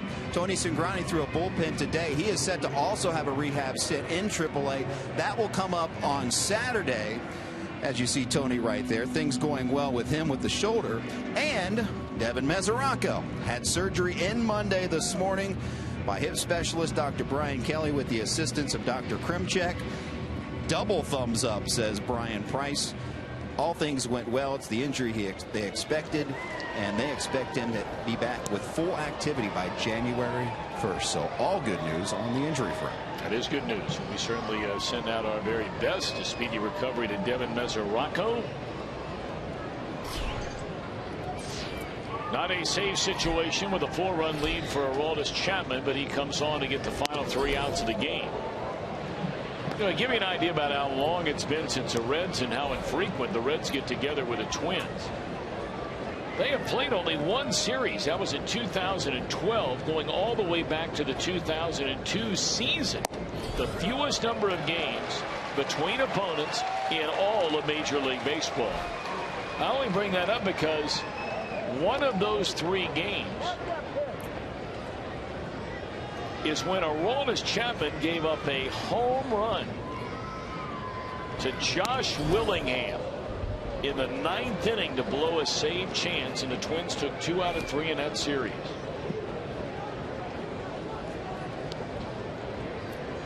That was that fastball. It was down around shin high, and I mean Willingham hit that ball so far they might still be looking for it.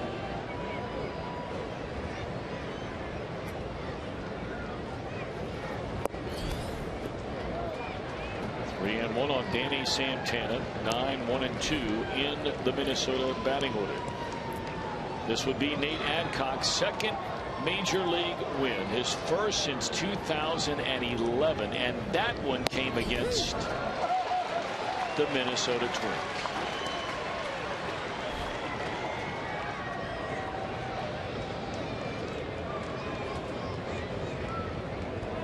Adcock gave him 2 innings behind Mike Leake of hitless, scoreless baseball.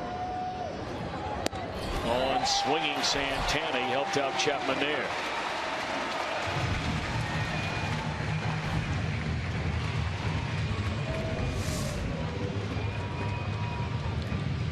Back 3 of the 5 pitches that Chapman threw, make it 4 of the 6.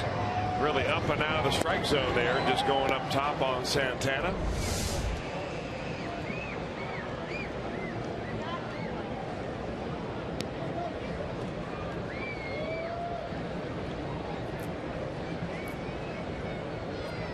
Don't forget Anthony DeSclafani against Phil Hughes tomorrow night.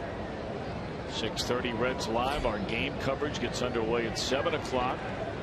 Tickets are available. We invite you to come down if you're able. Fastball in there, strike at 102 miles per hour to Dozier.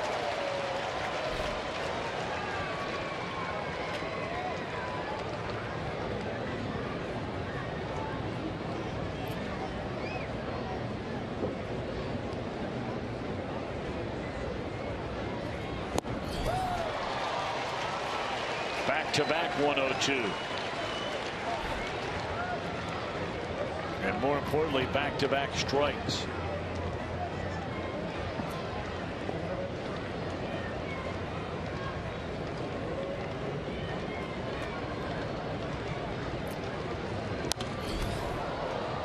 That one at 103.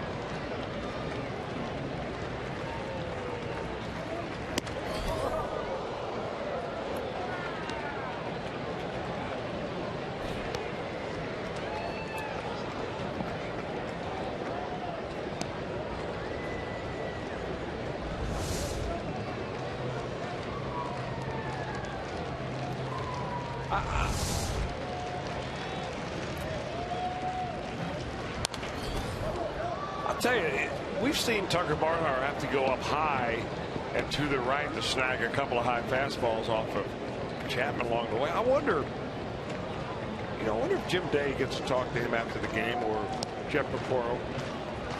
Ask him if his left arm is now longer than his right arm. Good question.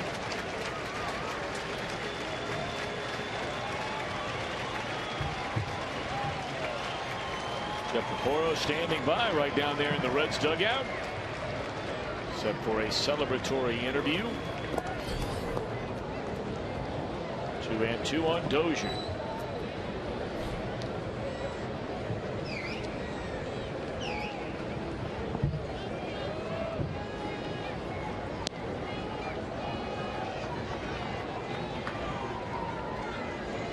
Are those sideburns or all this is growing there?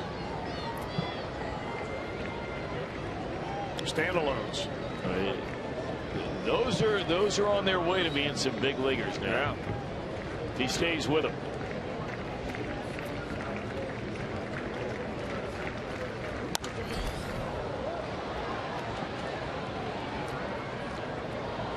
Well, Dozier's running up that ball count that Jim Day was referring to earlier. Yeah, 70 in a game.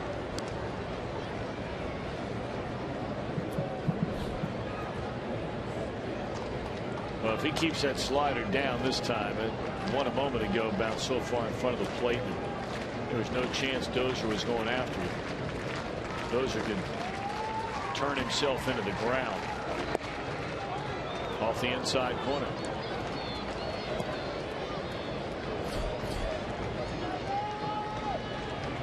Pretty good battle right here.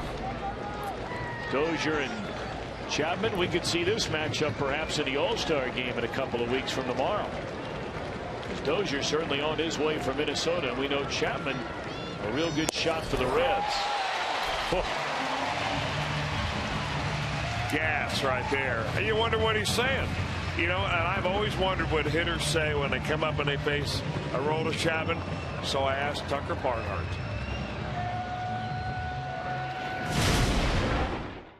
You don't see guys throw 100 miles an hour, let alone left-handed. So it's difficult at times, but it's also it's a good thing because we're winning when he comes in the game. So I enjoy it thoroughly, and hopefully get to catch him for a long time. Here to that. Well, you have a left-handed batter. Three-time batting champion Joe Mauer takes a fastball off the outside corner.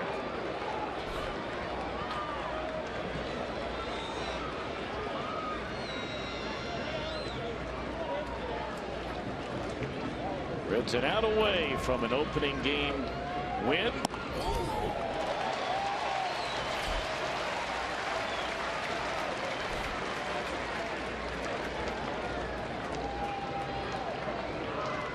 And at least for a little while able to forget about New York over the weekend. They certainly busted out the big bats offensively tonight. 11 runs, 17 hits.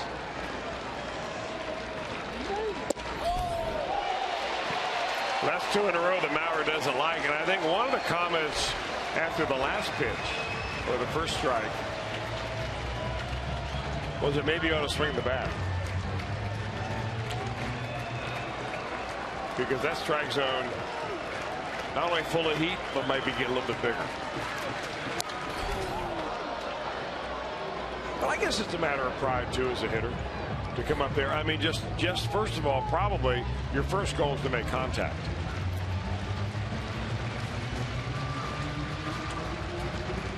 And then, of course, trying to turn them around. Very few have done that.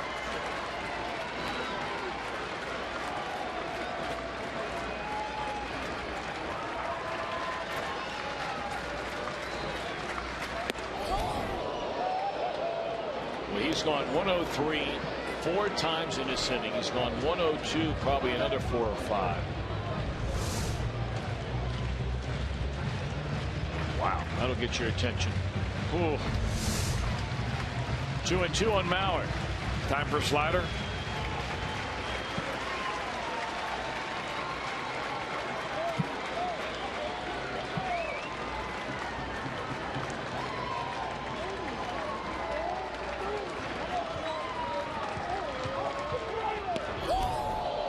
And with another fastball, and again it sails up and in.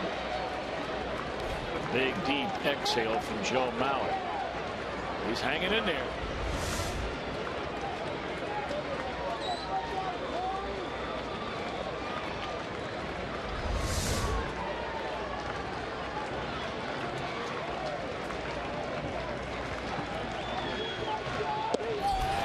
Gone swinging, and Chapman fans aside in the 9th inning. And the Reds return home and celebrate a win.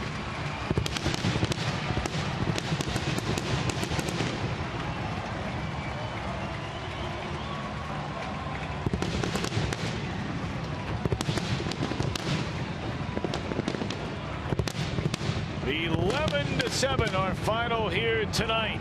And we'll be back with more from Great American Ballpark in a moment.